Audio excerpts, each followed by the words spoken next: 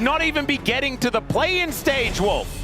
Yeah, it's ludicrous. The only team eliminated in groups. There's only one team that's eliminated in groups. That would be just so strange, considering the powerhouse that roster is. Yep. Speaking of powerhouses, these two rosters, we are going to see, I think, Kingan's Rumble taken away every single game. I do not think he will get his hands on it a single time in this best of 5. Yep, not to mention the fact that Perfect loves the champion as well, so it's going to be banned on either side, depending on who has first pick. Ryder first selection did go to Nongshim Red Force. They did choose first pick, so they'll be on the red side. KT deciding that they want blue, and Orianna is going to be decided to be banned. There it is. If you wanted to play Orianna, I think you want to have first pick if you were going to try to grab that, so they do ban it here. If we're going to trade Ryze Taliyah, Scout prefers the Taliyah side of that one, I would say, and so maybe BD would take it away, but the Ryze has looked so much better, and I just think that BDD is more proficient at both of these champions right now, so if you're going to play that trade game with this Azir ban Nongshim Red Force, you're going to have to be prepared to potentially face the consequences. Yeah, I think that's what we're looking at right now. We'll see. There could be also a fire lock in. Oh, Yunara is so dangerous to lock blind, because now it could just be Taliyah Vi, which we've seen be absolutely fantastic. This is BDD and Cuz, Taliyah Vi. Like, that is terrifying. Taliyah Pantheon, which is pretty good as well. Yeah, good point. The thing is, like, Vi makes Yunara's life so difficult. And she has just really struggled in this tournament thus far, even though she's been really high prio. And it's no surprise BDD wants this, because they have the Taliyah Vi set up, and they have... Who would have guessed? Like, it's Scout's better champion of the two, right, in terms of his performances this tournament. I think this is kind of... It feels like a pretty face-up error here in terms of how the first pick was utilized, and you're putting all your eggs in the Taeyun basket if you are Nongshim Red Force here. So let's see how they round the rest of this draft out, but... Lehends' performances also haven't been that consistent in the bottom 2v2 in a very volatile matchup they'll probably be playing into. At least they know with Taliyah Vi going over, they're going to be facing a strong counter lane, because there's only one pick left here in the first rotation, so they can protect this lane a little bit. And the Ryze has to fit this third spot. Yep, it does mean that they have the double global. This is nice. Meta, I feel, really has been solved this week. Like, we know everything that's going to happen when you see those bans. Like, yeah, I know how this trade goes. What a surprise we'd see the Ambessa, which is not only a strong pick here for Perfect, one of his best, but also a pick that you will love to take away from Fearless if you're not planning to run the Lulu later on in this draft, or you can even force a ban of Lulu in this draft. Like, I mean, they want to ban it themselves. The thing is, like, you ban Gwen Lulu, and you are absolutely off to the races as KT right now. It's kind of scary what has happened. I understand Nongshim's champions that you see here on the screen look great, but I don't know. The Renekton going to be the first one taken away, so just making sure that this top lane matchup is going to be the most comfortable. Perfect may not actually elect for the Gwen ban. There's only a few players that really do like the Gwen into Ambessa. It is quite playable for the Ambessa a lot of the time. We'll just have to see exactly where they decide to go for that final ban, because like you were saying, I think Lulu is a big one here for Nongshim. The power budget of both of these drafts right now is insanely high, because we're looking at really S-tier picks across the board. So, you know, we talked about what happens when we get to game 3, 4, 5 in Fearless. That type of drafting might come early. We're really getting all the heavy hitters out here in our very first game, as the Aphelios will be taken away here from aiming. Did not expect that. I expected to see something a little bit more aggressively, you know, a strong 2v2 lane that aggressively punishes. Aphelios Lulu could be a problem they would have ran into. The Aphelios scales really well, so that kind of makes sense. Does mean that they're not likely to pick away the Lulu as well. There haven't been very many bans on any of the supports. Like Nico, for example, is still up and available. So it might be that KT just think, well, there's plenty of stuff that we can play. We don't really mind if the Lulu is picked up, but I do think Lulu is so scary. I think they just get the Lulu here, and they're happy to play so many different lanes with the Lulu. Isn't a great counter. Bard is up, though, and so is, you know, the Karma if they wanted to try to run that. For example, Nico is also available, so isn't this the free win Lulu lane? I don't think you want Lehends to get his hands on it, though. They will opt for the Corki. And so they're saying, if you pick Lulu, we'll take Nico. I suppose that is going to be the game plan here for KT Rolster. And it is a very powerful mid-game composition that has both pick, but also follow-up and burst. You were talking about power budget. Like, man, we are sticking to the top of the tier list when it comes to these champions. Top tier picks only allowed. So Lulu or Nico? Yeah. Those are the ones. Nico. Nico's the decision, and I think picking it away from the Corki Nico lane makes a whole lot of sense. It's a very, very scary combination. The scary thing is that I feel like Lulu pairs way better with KT's composition, and even though Corki Lulu isn't really a strong pairing, and it's not like one that we see all the time, in fact, I don't think we've even seen it once, I still think it kind of works here, and you can empower the Vi or the Ambessa, and you can keep the Corki, who's already relatively safe, in an even stronger position, as it will be the Aatrox here. Ooh. As the counter pick the for King the and top Aatrox lane. as well. I mean, he's got a pretty cool skin on that champion, so I don't mind that as a lock-in. Will not like as much, I was going to say, you know, potentially the Nautilus, but they could have gone for the Nami, which I really wouldn't have liked that much in this draft at all. They decided to just go for more single target point and click. This is the kill Taeyun composition. If Taeyun is picked off in these team fights, it gets a lot harder to play out, but at least they have the backup of the Rise. You know, Scout is going to be able to offer a lot of damage on 3 items later on. This composition's late game is crazy with the Aatrox that's basically unkillable, the Pantheon that can get backline access and impact side lanes, as well as the Nico Pop Blossom engage angles. Does feel pretty good. I just don't see how you get to a point where that scaling really comes online before KT Rolster's composition just bowls you over. Yeah. With very simple execution. The thing about KT's composition is that you know exactly how it's supposed to play at almost every stage of the game, right? And a lot of it comes down to kill Taeyun with your Nautilus or your Vi, depending on which one's there. Press your R button on said champion, kill said champion, things become a whole lot easier. Then you move on to killing Scout, all that sort of stuff. So I think if Kingin gets a little bit out of control, if this Pantheon becomes too strong, we know that Sponge has been fantastic at playing the Pantheon. If the other tools in this composition do get powerful, that's when things can get a little bit rough here for KT. But they can definitely stop this Yunara from doing anything at all. So the rest of the team can have to pick up the slack. Let's get onto the Rift for game number 1.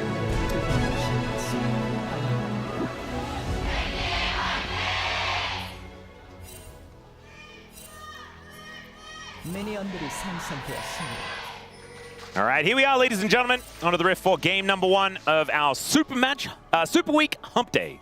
KT versus Nongshim, 3rd versus 3rd.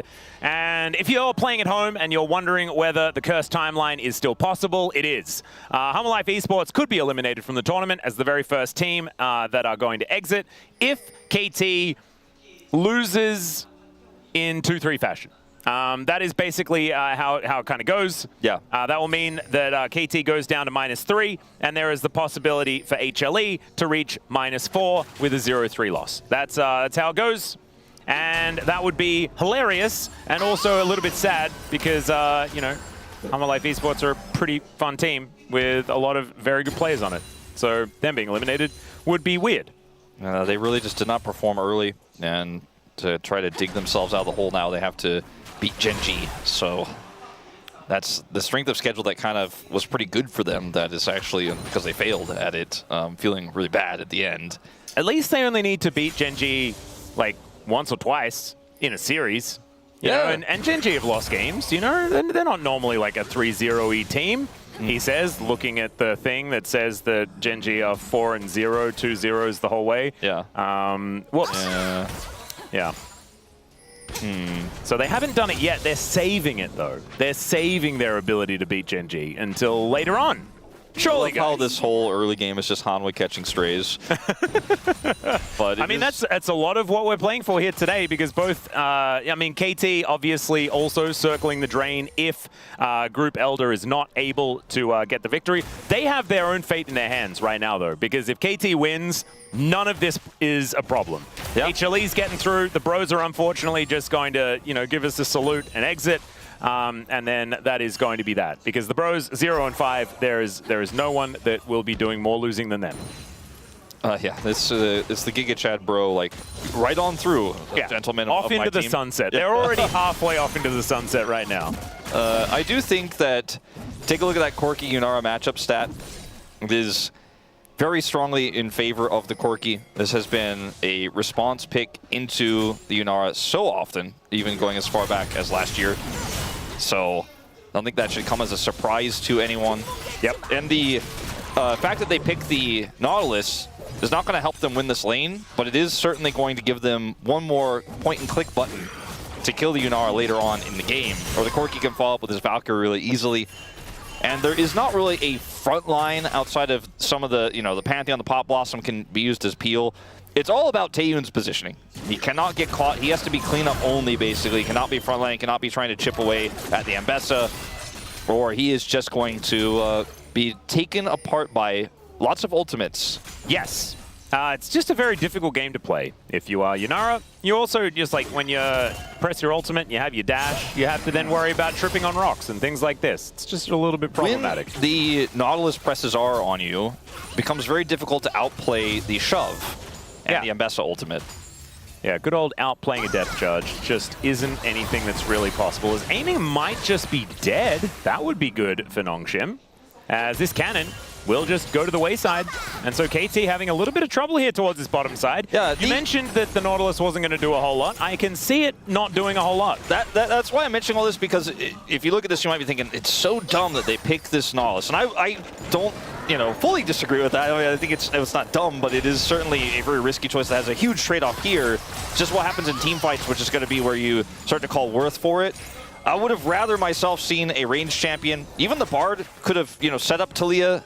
Like, they had a lot of different options here, and they already have the Vi set up, right? So I don't know if they really needed one more point and click, but they ultimately decided to go with it anyways. Yeah. And it is one of Lehend's better picks right now, so he can't use it for the rest of the best of 5. There's other reasons, but it is coming at a hefty cost in the laning phase. As you can see already, over a kill's worth of gold to Taeyun in the lead. Yeah, and that's a whole wave that just went to the wayside there. I don't even think Polo was anywhere near the wave in order to get experience. He was trying to stop some backs. And so therefore, that whole wave not really doing too much of anything at all. Aiming does make it back and will be able to get this wave shoved in and might be able to deny a couple of CS, but otherwise I think Taeyun's going to be able to preserve this advantage quite comfortably. And we'll have to see whether KT can sort of bounce back. As Kingen misses a cannon, we get the zoom in thanks to Jonah Strong. And yeah, it's a little bit of a problematic situation there. That's cannons missed on both sides of the rift.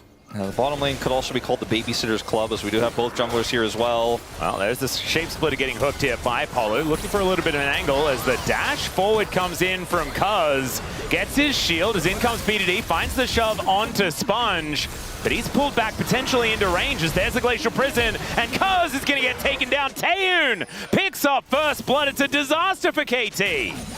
KT did not have their AD carry in a favorable position to follow up on the setup at all.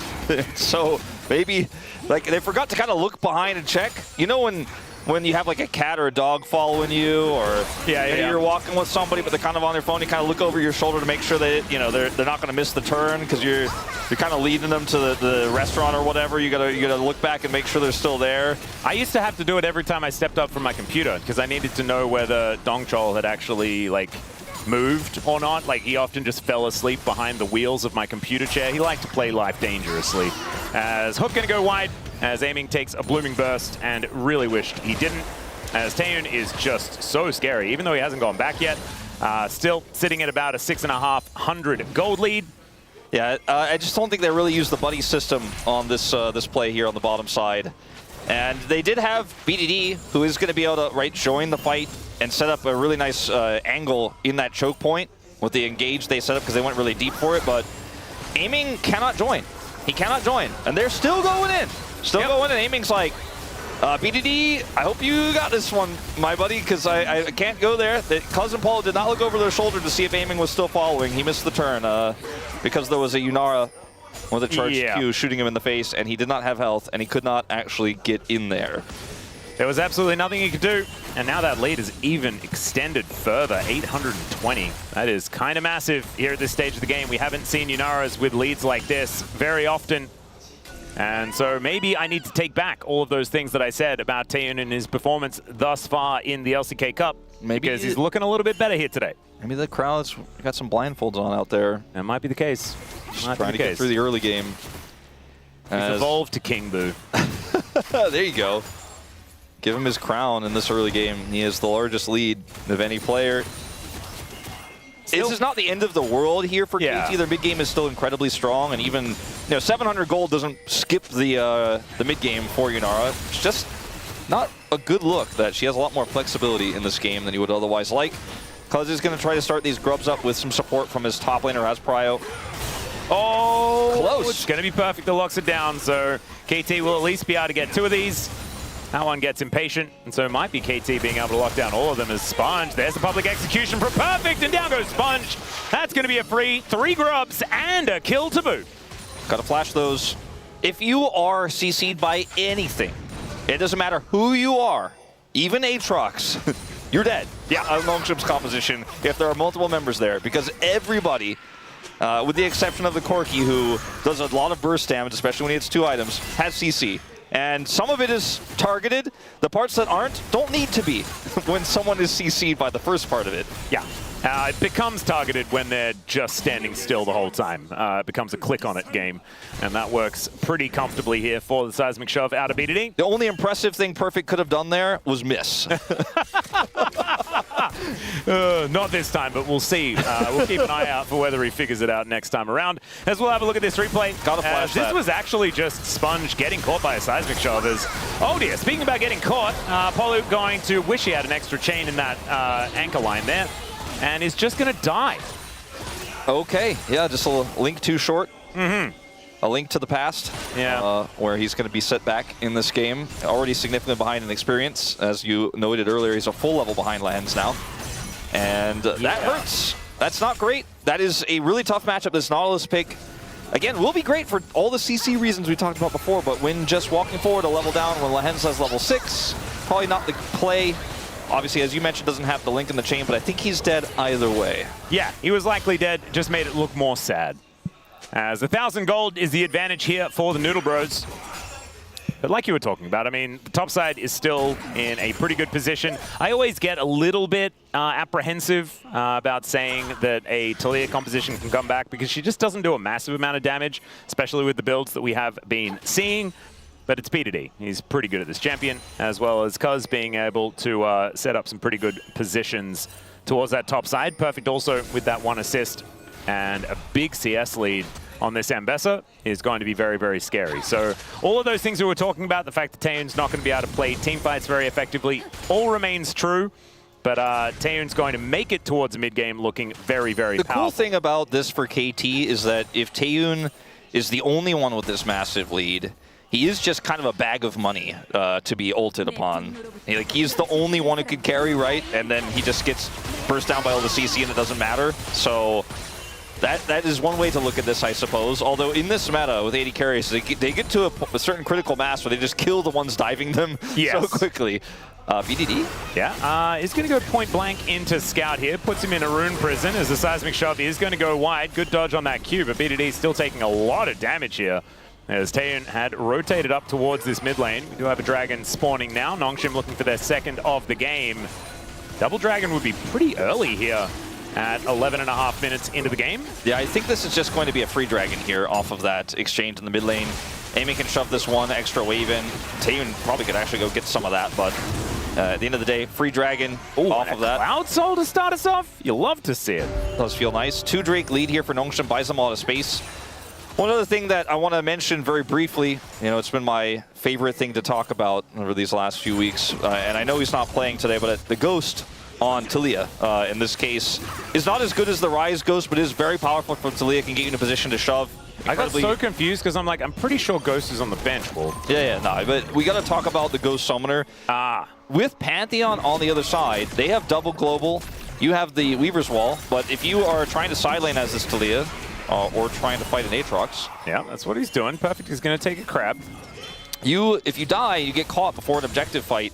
Sometimes that's just a free objective for the enemy team because you don't have the ability to TP back in. Even in the early stages of the game when death timers aren't that long, can be a bit of an issue. So something to keep in mind here with this game state. Realm Warp, speaking of. Yeah. How does KT get out of this? Well, maybe they just definitely don't. That's a decent way to do it, though, as Polu has the depth charge, but still, he is very, very dead. Cuz is making his way over, and BDD is there, but I just don't think they're going to be able to help, as this turret very, very low. Now the Weaver's Wall comes in. There's a Pop Blossom setup. They do find just Cuz. Seismic Shove, though, throws him into the wall, and BDD is throwing so many rocks. Still he has to flash away, and Cuz is dead. And the Arc of Ruin is almost the ruination of aiming there. But Taeyeon should be able to get a bit of work done towards this turret.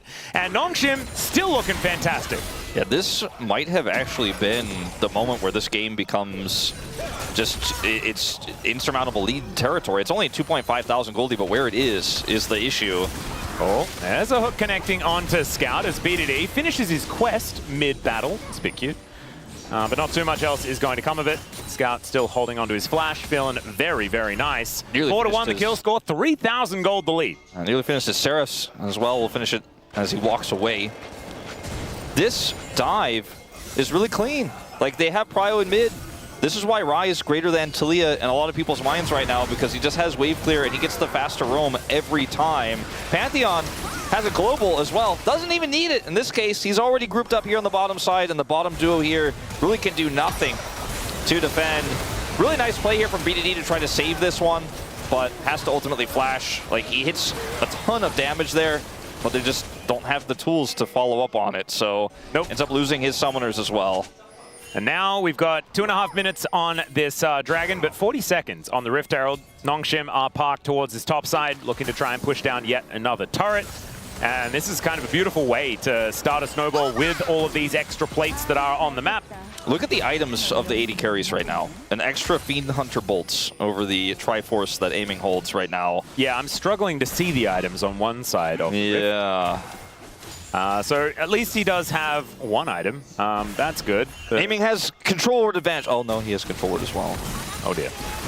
Well, Scout taking a little bit of damage here is Cuz looking for an option here. Cease and desist onto Sponge. Let's see whether they can actually get the kill now, as Lahen's in a little bit of trouble as well. Good sidestep there from Sponge, but he's still going to go down. That's a kill over to aiming. That's good news for KT, as the Rift Herald has now spawned, and there's no jungler on the side of Nongshim. This is the second example of their ability to pick working out here, and it's at a great timing right before this Herald for them to be able to start this one up. Lahen's does have ultimate here.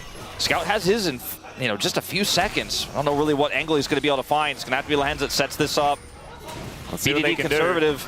Do. 8 seconds as there's the hook onto Lahen's, but that is not the target they're looking for. Realm Warp is going to get interrupted as BDD looks for the angle there, but now Cuz needs to get back here and actually smite this Rift Herald. Does actually manage to pick it up, grabs the eye, and out they go. So all in a day's work here for KT, nothing to see. Really think KT handled that incredibly well, even though Paulo looks like he's made a mistake when he goes in onto the target that's most dangerous to follow up on. He kind of denies Lahen's the ability to impact the play. BD plays off on the side, so he cannot really be burst down, and they can't really dive on him because he's Talia, so he's in a really tight spot there where he can both threaten but also is safe. And this all starts off with a single pick, right? Scout ends up taking a bunch of damage. Sponge wants to try to help out, and then ends up getting isolated himself and ulted. And because Sponge is dead, KT can play the Rift Herald so incredibly slow because they know there's no enemy smite on the other side, and they just have to make sure it doesn't lose patience. Then they're able to secure it. So really nicely done here by KT. Still significantly behind in gold, but plays like that are eventually what could get you back in. And do you want to know the good thing here for KT? Yes. The entirety of Nongshim's gold lead is Taeyeon. Yeah, that's what I say. He's a bag of money. Yeah, he's a bag of money. But the thing is, KT, like we listed before, have a lot of good ways of just killing Taeyeon. And right now, they need to just kill Taeyeon. I think they're planning on it. That is the guy that they need to take down. Teamfight Herald. Yeah. Let's see whether he can make that one work, as the Pop Blossom not exactly doing too much here, but Lahen's is able to buy a whole lot of space, and there is that soul point. They take down Lahen's. Let's see whether this team fight is actually going to work out here, though, as Kingen goes into that front line. Scout is shoved back. Kingen running amok, but he is still just dead, and it's a double kill now for aiming, trying to get back into Gold King status, and Shelly is still involved, just wandering around in this team fight. Crystalline overgrowth on this turret. Yeah, they're going to do a lot of work here, as the Seismic Shove is a little bit cute, but doesn't do too much of anything at all. Down will go perfect. That's another kill over to Taeyeon. It's Cuz with that Bolt Breaker trying to get some work done, and now Taeyeon feels like it's his time to shine, but he goes down so low. The flash forward from BDD, looks for the kill. He has the barrier though, and Taeyeon flashes out of the way. Aiming is crazy, and he's just not crazy enough as Cuz gets a big old shield, but he's still going to go down, and that is the ace. They needed to kill Taeyoon, and they did not kill Taeyoon. They also, I think, needed to probably just accept that the turret wasn't going to get charged by Herald, and therefore, when the shove missed from BDD, they should have just walked away and not continued to piecemeal force the fight. That was a disaster. Taeyoon had barrier. It didn't have to use it until the last possible second when Aiming was like, I got this, I'm going, and he's like, I still have barrier. What? Yeah, he just kills him. This fight looked a little bit broken up here for KT. They want to try to use this Herald. It's very split, but the Hens gives them this opportunity to collapse onto him. And then Paulo buys time with the Herald here. Perfect. Trying to do what he can here in the back line, and then Kingen just gets turned into a ragdoll in this fight. No one can really follow up. Taeyoon is actually not in a position where he can safely get in. So at this point, it's a win for KT despite the Dragon going over. And then here, Herald already cannot charge. You already know this. Shove misses. Just leave. Just leave. It's okay. But instead, we go in again. The turret is still active. It is still aggroed. And Aiming, you know, he cannot actually take out this Yunara despite his best attempts here. And then BDD goes for the flash as well, looking for this play, and then he just presses barrier and says, no, I have items, you don't. My God, that was ridiculous. He just has enough mana as well to make that play work. And I was looking at it, I was like, where was the public execution in that fight? Well, it just wasn't anywhere. Perfect just didn't find an opportunity to use it and then walked right up to the turret and died. And so they weren't able to actually use the Ambassador to try and follow up on any sort of CC. And none of it had already started hitting onto Taeyoon either. So KT kind of botching their game plan just a little bit, as Nongshim should be able to use this massive advantage, not only having a gold lead, item advantages, things like this, but also now they have Soul Point. And so they have just innate control of the map, regardless. It is going to be really, really tough. But I think in KT's defense, could argue that, okay, hold up, Sponge. Ooh, just barely. Almost walks back into that one. Well, the Hens moving over towards this Baron as it spawns. Another plate going to be taken here by Scout, as Kingen and Perfect doing battle. Perfect still doing absolutely fine in this matchup, about 600 gold in the lead. You can see that little dip there where KT got a lot of control back and then promptly, unfortunately, tossed it right back away.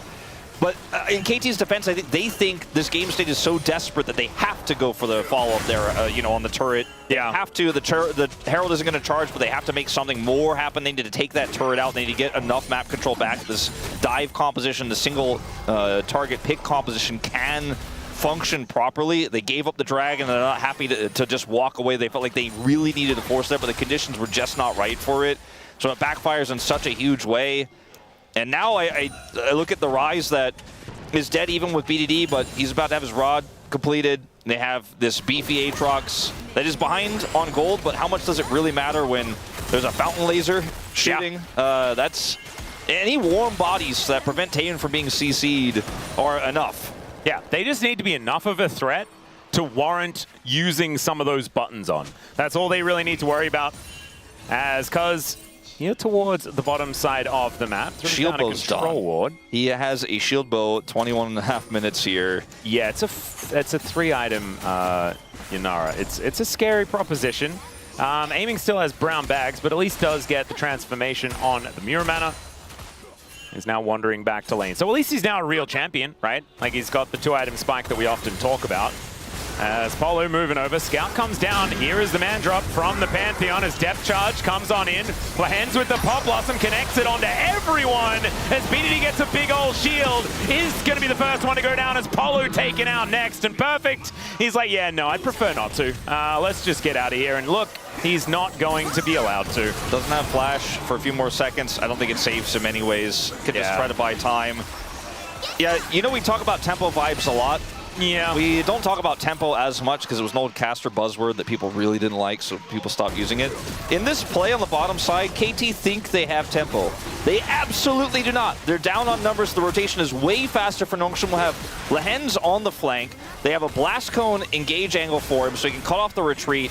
And the TP for Kingen is way faster than Perfect. So look at how long it takes Perfect to actually show up here. Lahens gets the Pop Blossom engage. KT think they're springing a trap, but in fact they're walking into way more Nongshim than I think they bargained for. And Perfect just shows up to be like, well, I guess I'm dead here. I thought I was going to help. Way too slow. Yep.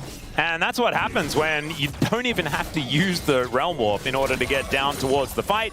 You can then use it to catch whichever stragglers you feel like. So a 5,000 gold lead and a Cloud Soul has now been picked up as KT just scrambling at this stage of the game. And I think the lead has just become too much here for Nongshim. The fact that Taeyoon is the one that's the benefactor of everything that has happened so far this game. Just a huge disaster here for KT Rolster when we felt like their composition looked pretty good. Polu, though, is just probably dead again. There is a wall that goes up to try and stop them from killing him, but Sponge is going to let him live for now. A benevolent lord is good old Sponge. Yeah, here in the middle of Super Week, there's no such thing as too easy to fail in terms of execution of composition, but I think this Nautilus pick was really the one that we're going to be talking about the most. It just really gave too much agency in the lane and has not been able to find anything in a post-2-item Yunara world, which was so accelerated. And the Pantheon being able to out-rotate the Vi just means that every time you think you have an angle, every time you think you're maybe going to catch somebody, you're just too slow. You're unable to match Nongshim. Speaking of, Scout just takes out the whole top turret. Yep. And now they have eyes for Baron here at 24 minutes with a 3-item Yunara, and there's not a single piece of vision after the scuttle expires here for KT. I think they're just going to have to watch it burn.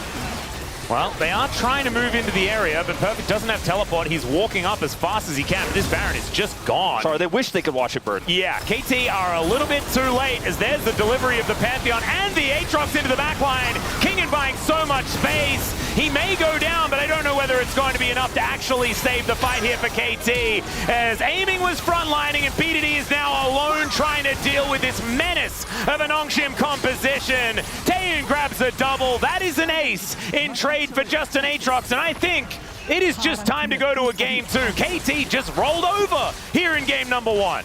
Absolutely absurd. The impact this bottom lane had into the Nautilus.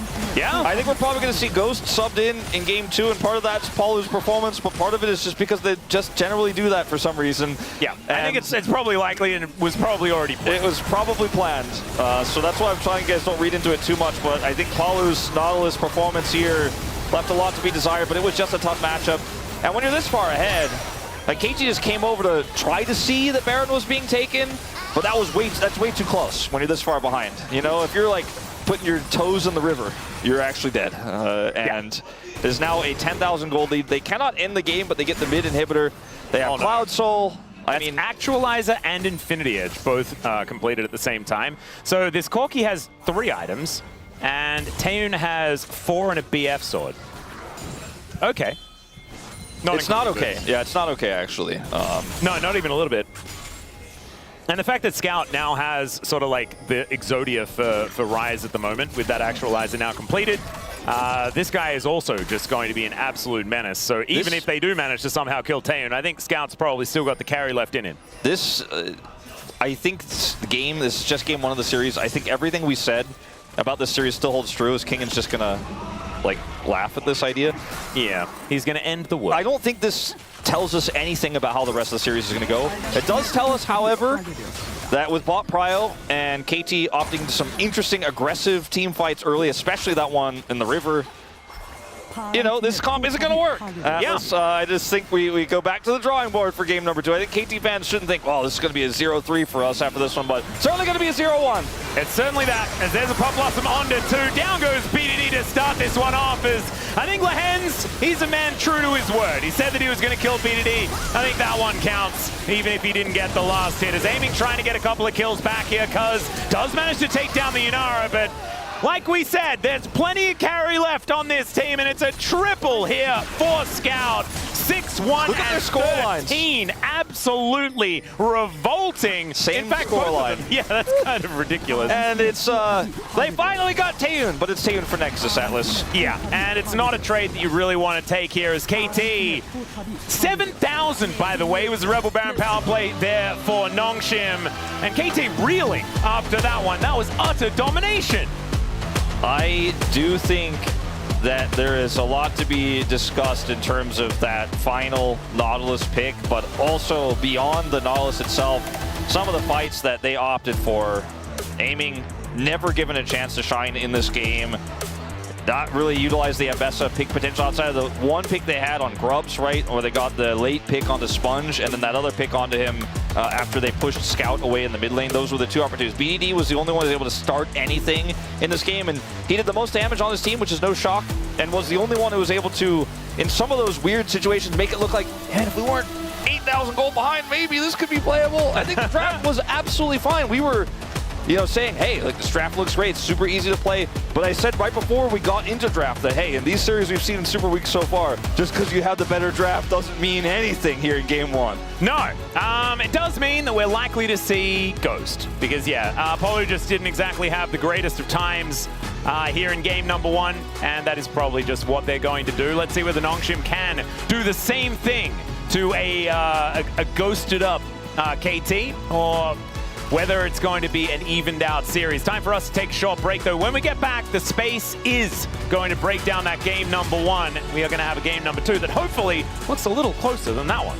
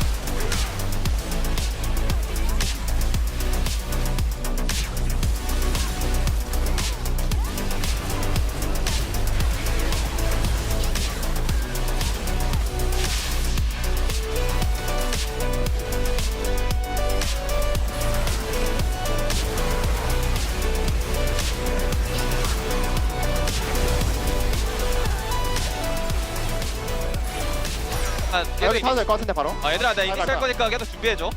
탈리아 탈리아 쪽으로 볼게. 탈리아 존야 없어. 야 보자 이거 딸 봐올게 이거. 바이 몰다. 오케이 탈리아 볼게. 탈리아 노플. 노틸. 너텔 볼. 끝. 바이 미드에서 오고. 바이 여기 있다.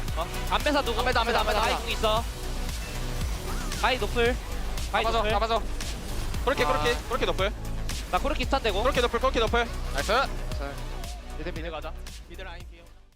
I don't think so either. And maybe However, I they think were it like, does work out well. If we win Game 1 and we don't have first pick, we don't play Ghost or something like that, but I don't want to get into it anymore. Let's see how Ghost performs here with aiming this time around. Maybe a better bottom lane 2v2 matchup could end up being pretty big. The Lulu did not get picked up in the last game. The Aphelios was also banned, so we could see Aphelios Thresh. That's something Aiming and Ghost have already played this season. Not saying they're going to prioritize that in the first rotation, but could be something that they want to draft around. Yep. As we see, you know, Orianna, Azir trades potentially here, since we already did the Ryze Talia trade, so Nocturne goes away. Makes a lot of sense. Yeah, KT are going to force an Azir ban, is likely what's happening, I would assume. Because the first pick on the Azir would feel pretty good, even if there is an Orianna coming up. Let's see if they are going to be banning away as well. Should ban Jarvan, I think, if that's what they want to. That's what I was thinking, play. actually. Yeah, I think that's probably the best thing to take away from the Orianna. And there it is. Wow, these drafts are predictable, Atlas. It's so weird that the drafts are predictable and so the Azir ban? gameplay really isn't. Azir ban here, but then they first pick Orianna without Jarvan or Nocturne. Well, maybe that's the plan. They have to go for a trade, so it'll have to be something else instead. The Varus is going to be taken away one more time, and so the Azir comes through for KT for free without the ultimate ball carriers in the Nocturne and Jarvan. I have to say that even though they did not win, and the Nautilus part was not our favorite, the drafting here for KT has been pretty smart. I think they've had a really good read on what to do, and I think especially the first phase. Score is the best performing player on the team right now. Yeah. Unfortunately, he's not actually on the Rift. And there is the Azir that we were talking about. BDD didn't actually win with it last time we saw him play it. But hopefully he can get some redemption here in this game. So what's the ball carrier here? Xin Zhao, I suppose? I mean, I think Scout still plays Ahri, right? Yeah, I think so. Like, is it Alistar on 3? You know, is that Is that what they're hoping for? That sounds a little... Cuz Silas jungle angle? Could be. I'm not as worried about the Silas as I am about how Alistair warps the bottom lanes a lot of the time in a negative way. Yep. As Wukong looks to be the option here for Cuz, which is strong into a lot of different types of AD carry. They could have also gone for something like a Renekton here. I mean, they still could. I think they almost definitely will, is what I'm assuming. And I think that ends up just with the classic Genji sort of mid-game power, but also late-game scaling. And wow, these drafts are predictable today. Yes, they really are. This whole week, I'm like, oh wow, I guess it's just we solved it. Yep. We've got humanoids on one side, and we've got a pigeon, a monkey, and a crocodile on the other. I like it. A bit of a menagerie coming together. So, Gnar? Well, I mean, Gnar, Kennen, either of those going to be just fine. Kingen has played a bunch of different things, so could elect to go for something a little bit more weird. I think going for like Zahin is too risky. I think Gnar makes the most sense. Wow. All right, so now we're looking at trying to make sure Aphelios and Thresh or Aphelios Lulu isn't a thing here for KT, because that would be insane. They don't have pick priority since they're first pick, so you could deny one of those picks if you want to get it on your side. I think banning Lulu makes a lot of sense, just regardless. Yeah, Lulu Xin Zhao is so strong. Unless you think you have a great Lulu lane, you kind of have to do it. I just think that Aphelios Thresh isn't as strong. Can work well with this draft. They're going to ban the Braum, so maybe they're hoping that they get the scaling side of things and don't want to run into the Lucian Braum on the bottom side. You can see Ghost being pretty vocal right now. See what they will be banning away as the first option. Just bottom lane, bottom lane, bottom lane for both teams. So there's the Aphelios. That is going to be the one that leaves first. Would be very fun if Aiming played Jhin and used Ghost's skin. That would be very fun. And I do think it kind of works with this draft at this point. Yeah, they do have a fair bit of consistent damage with BDD on this Azir. The other pick that stands out right now is the Ezreal. That is incredibly strong, I think, for both drafts. And is pretty safe for Taeyun into this Wukong composition, can buy space into the Renekton. Ziggs gets banned. You might just see that Ezreal in this final spot. Yeah, Lulu, I think, no longer as valuable here for Nongshim Red Force. Yeah, without the Aphelios, it is a little bit less of a dangerous option. We'll see. I think Ezreal is another one. Sivir is another decent pick. So strong right now. Sivir can't, can only spell shield one of the ticks of the Cyclone, so it can still die to the Wukong, but they have a decent amount of set to kind of protect it. Interesting to see the Rakan ban here, especially because they're the ones with the Wukong on their side. Yeah, an interesting choice. Let's see what Taeyun's going to be picking up here. I think, like you were saying, Ezreal certainly feels like a safe choice, but instead the Kallista's going to be locked in. Now, Aiming and Ghost should block Ashe Seraphine and just smash the lane. I don't know if there's really any sort of Renata deny angle here. Like, you could play Ashe Renata, try to take it away. I mean, that sounds fun too. It is. Ashe is just very good into Kallisto. And Arrow is in the audience, Hey, there you go. Fire him at the enemies to stun them. Aha. Aiming's just going to play Ezreal. That makes me sad, Wolf. I'm a little bit sad about that. In terms of the bottom 2v2s, how I thought these two teams were going to approach it, they kind of did the opposite of each other. I really thought Taeyun was going to opt for something a little bit safer, a little bit more scaling oriented, and they were like, no, I'm going Callista. And like the Rakan, I thought maybe we'd see from KT to follow up on their combos. Instead, they banned the Rakan, and let's get Ezreal Karma. So basically saying, yeah, you can get Renata. It's going to be strong in team fights, but you're not going to win the lane. This is going to be a difficult composition to play out for KT, though, because they are lacking sort of that go button, the classic engage. So it's going to be a little bit more on Nongshim to be able to start fights where they want to. They've got a Gnar that can bounce in. They've got Fate's Call, things like that. Lehens can play a little bit more like a madman. I've always, as he doesn't need very much encouragement to do. I've always been a big enjoyer of Kingen's Gnar. I think his laning phases have been very good, and his Gnar bar management is really strong.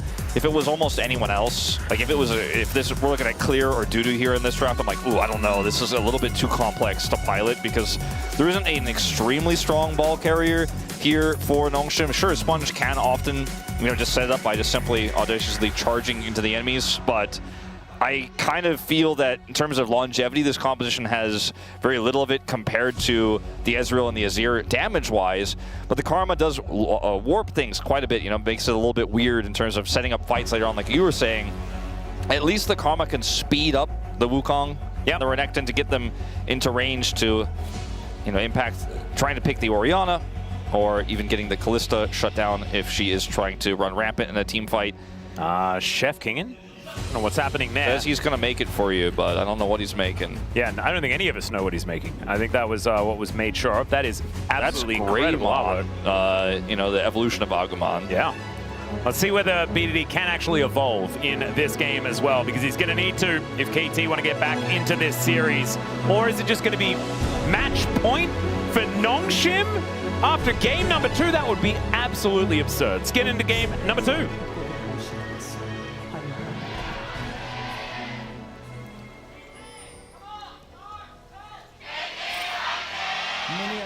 All right, here we are, ladies and gentlemen, onto the Rift for the second game of the series. KT do spot that ward out as Lahen's going to get discovered here by Ghost. The second support to be played, and he misses the Mantra Q. Needs to calibrate a little bit, does good old Ghost. Yeah, that is what we often, when we watch Karma back on the space, you know, backstage, we talk about how it's very difficult to miss those. Yeah, that's why it hurts so much whenever it does. And it's so important. Like, that's her whole thing. Like, she's like, I'm level 1, we win by default. If you miss it, though, you don't actually, believe it or not. Yep. I could feel, you know, the recoil of Ox from backstage. Yeah, do you think Ghost said sorry afterwards, or do you think he just kind of cringed himself? Like, he might have said sorry, actually. It's actually a good point. Now the Kalista Renata is just like, all right, well, cool. We're chilling. Got the wave cleared. Did not clear this ward, neither of them. In fact, we're able to get that taken out here in the mid lane. We don't see any tech of the sweeper, which was discussed a little bit yesterday.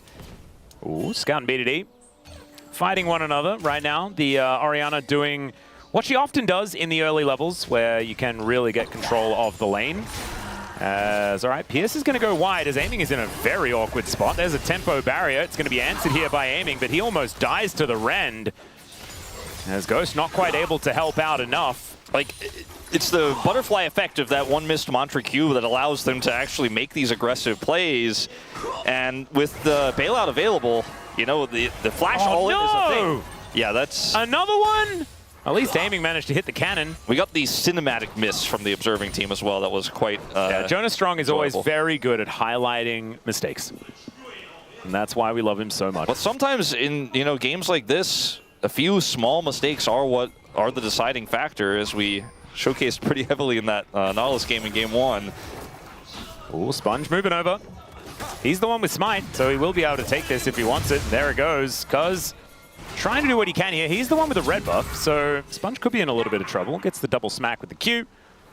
It's all these things, though. It's like, okay, well, 2 empowered Qs missed for Ghost.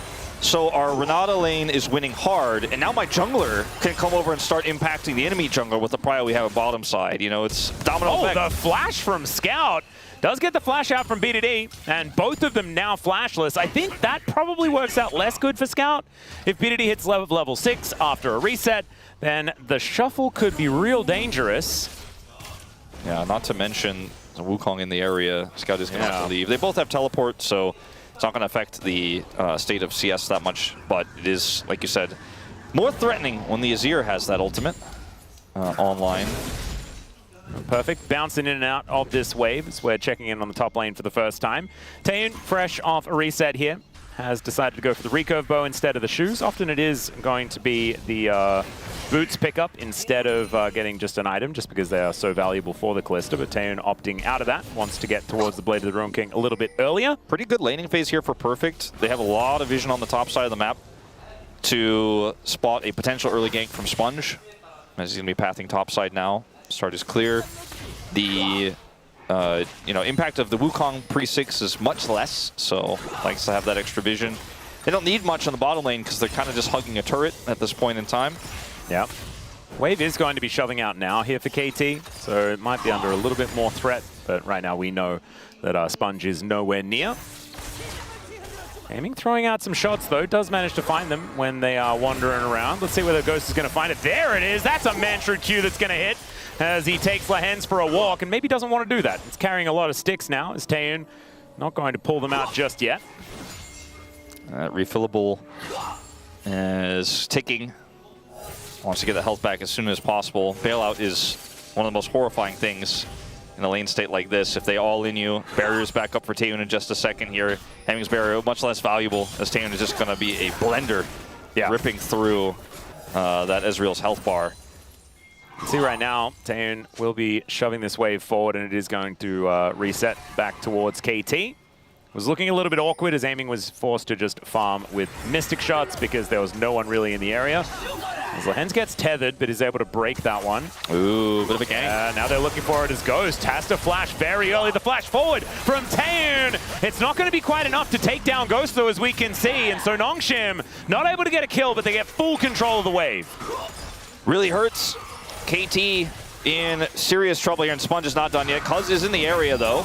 Yeah, Wind Becomes Lightning is going to come on through there. Gets the knock up onto Cuz as Aiming misses the W. And Sponge still looking for more. Might actually have another round of spells relatively soon as Nongshim now find themselves behind this turret. There's so just they should be able to zone wave. them. Yeah, a whole minion wave just going by the way so they can kite back here and grab a plate on their way out. Aiming will be able to get some of these minions. Massive wave crashing through here. Yeah, at least Ghost comes back with full health, but he's not going to be full health for very long as Aiming deals with these minions relatively well. And now Taeyoon and Lahens going to shove this one forward also. Possibly just go back for a little bit of a tempo reset, then look for that level 6 and fight once more. As Aiming, taking just way too much damage here from this combination in the bottom lane for Nongshim. Sponge is still relatively nearby as well. He's actually going to come up, look to potentially get some vision on this dragon. As on the top side of the map, Cuz getting closer to level 6, but doesn't have it yet. Oh dear.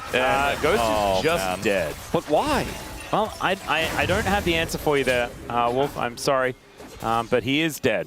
I do know that. First blood, over to Sponge. Well, I thought, Sponge is doing Krugs. He could have started Dragon if his team was in position to actually keep pushing. They weren't. They were going to look for a reset, but he's still in the vicinity, and Ghost greeds hard. And just ends up getting taken out. Not even a flash required. It was just a freebie. Yeah, it does mean that Cuz was able to take the blue buff from Nongshim. That was what was spawning. It's probably okay. There's an Emperor's Divide onto Scout. Shockwave not quite working, but it is still going to be Scout escaping, not having to use the flash that wasn't quite up and available just yet. Only a trade of ultis.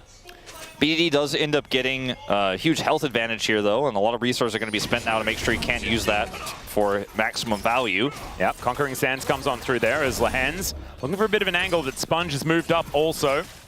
Cuz has some minions to deal with in the jungle, so he will be taking those down. Or some camps.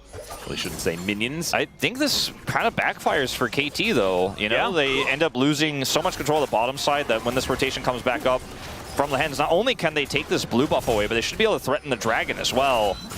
And now BDD has no tools to do anything in response.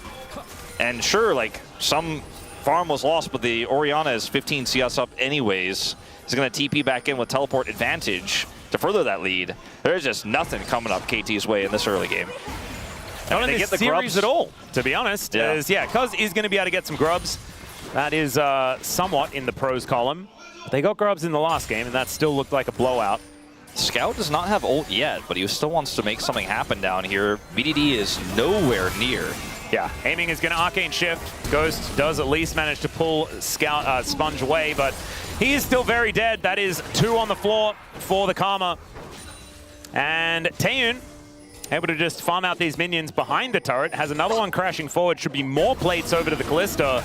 We've had this conversation before about KT's lack of picking a strong support with Aiming, right? They haven't made a clear decision on what support is the better one, but right now in this series, and for a lot of LCK Cup in general, neither are looking like a strong option right now.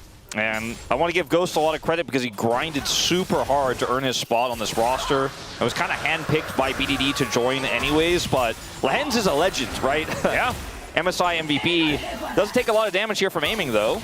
Yeah, that W connects that time around, as now Nongshim going to look for a little bit of a reset here, looking worse for wear.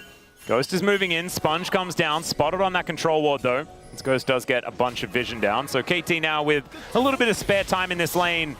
And I mean, they are picking up the pieces of this disaster at this point in time. And the value we've seen from this Xin Zhao is so much higher than we've seen from the Wukong, and that makes sense generally, right? Because early game, you don't have that much agency as Wukong, but his first Cyclone was only able to really force a flash, or rather a ult trade in the mid lane. And otherwise, it's just been Sponge doing so much more work in this game. And every time we see Cuz, he's just trying to clear, but doesn't even have the same farm as the Xin Zhao that's also making impacts in these lanes. Yeah. So Cuz just really hasn't been able to do anything on this Wukong. KT struggling to actually farm it out in the bottom side. And we talked about the engage issues they have later on. That is still going to persist. Yep, and Perfect is ahead by a little bit here towards his top side of the map. We're having a look at this for, first time in a while. As Kingan, I don't think he's going to be going for any kills or anything like that. So Poker heads towards the mid lane, but at least the Renekton is doing fine here in this lane. But we'll be able to do his job come mid-game. But I think that KT needs to start fighting for some of these dragons, even if this next one is a Chemtech. Spying time somehow, some way would be it is. Yeah, denying the double dragon's the most important part. Blast Cone and him out of there. Yeah, so Cuz is not he didn't elect to take that Blast Cone, but he at least is able to use it to get to safety. They're trying to set up something here onto aiming, but I think it's possibly going to be just a little bit too tough with Cuz having Flash and Cyclone, and aiming is already under the turret, so it's not like they're denying him back to farm. So I think this is starting to lose value here for Nongshim very quickly. Hostile Takeover is an interesting maneuver here because realizes he can use it to continue moving towards Ghost, so that is fine. Not having that tool actually is going to be a decently large deal. Let us see. Perfect and Kingan are down very, very low. Perfect does have his ult, so I don't think Kingan can really do anything more here without his Mega. Man, that was a lot of resources committed, but there wasn't really any trade-off because KT had to match it. And if KT made even one misstep, one mistake, could have been disastrous for them. So I like the gusto in which Sponge and crew decided to push that advantage further there on the bottom side. Sponge, though, finding again another angle. There's a shockwave onto BDD. He's going to shift the sands, though. He'll get out of there just fine. Maybe a little bit early on the trigger finger there for Scout. Still able to get a lot of damage down onto this Azir.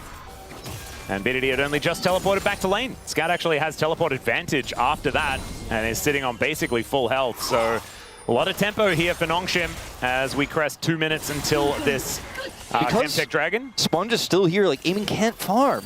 He cannot actually safely get under his turret to take these minions out.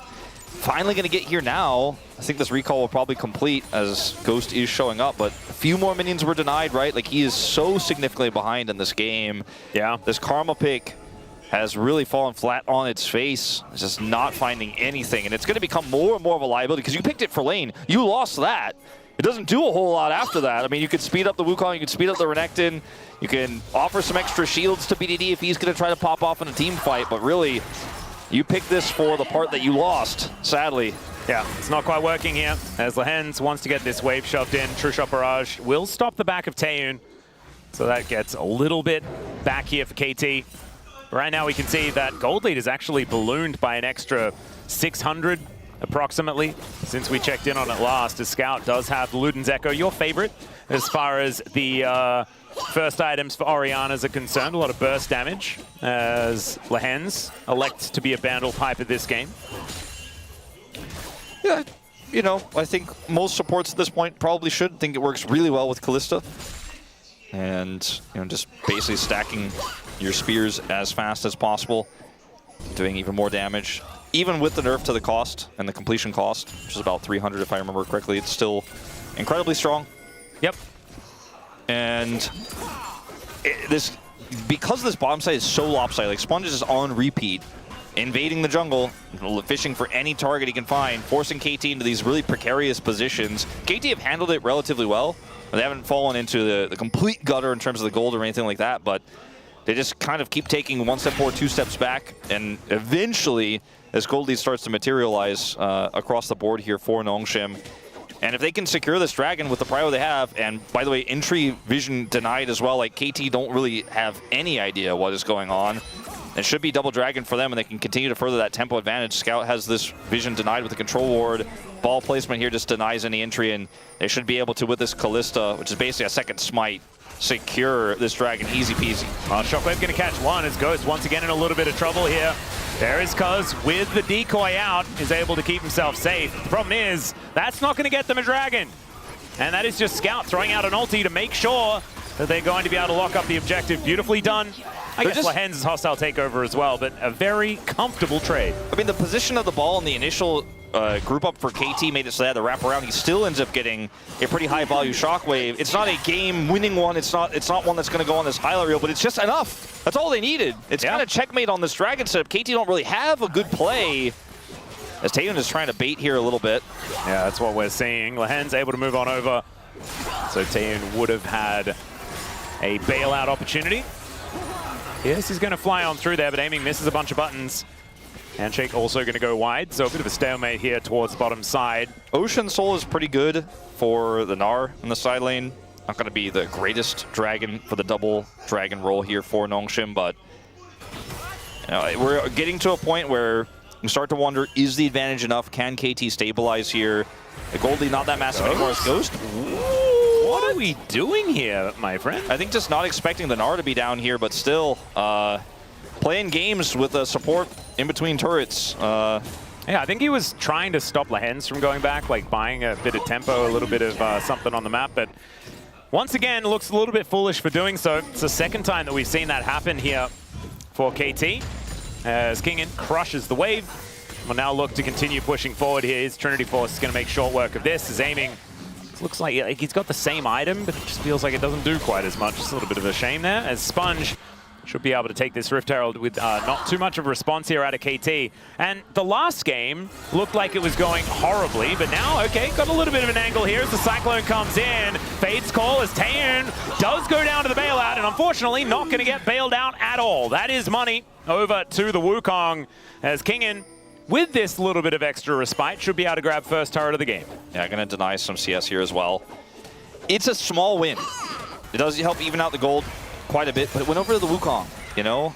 I'd have loved it to be on literally anyone else, I think. I mean, it's not horrible on Wukong, but... I don't think Ghost would have liked it. Yeah, okay. Maybe not literally anyone else, but...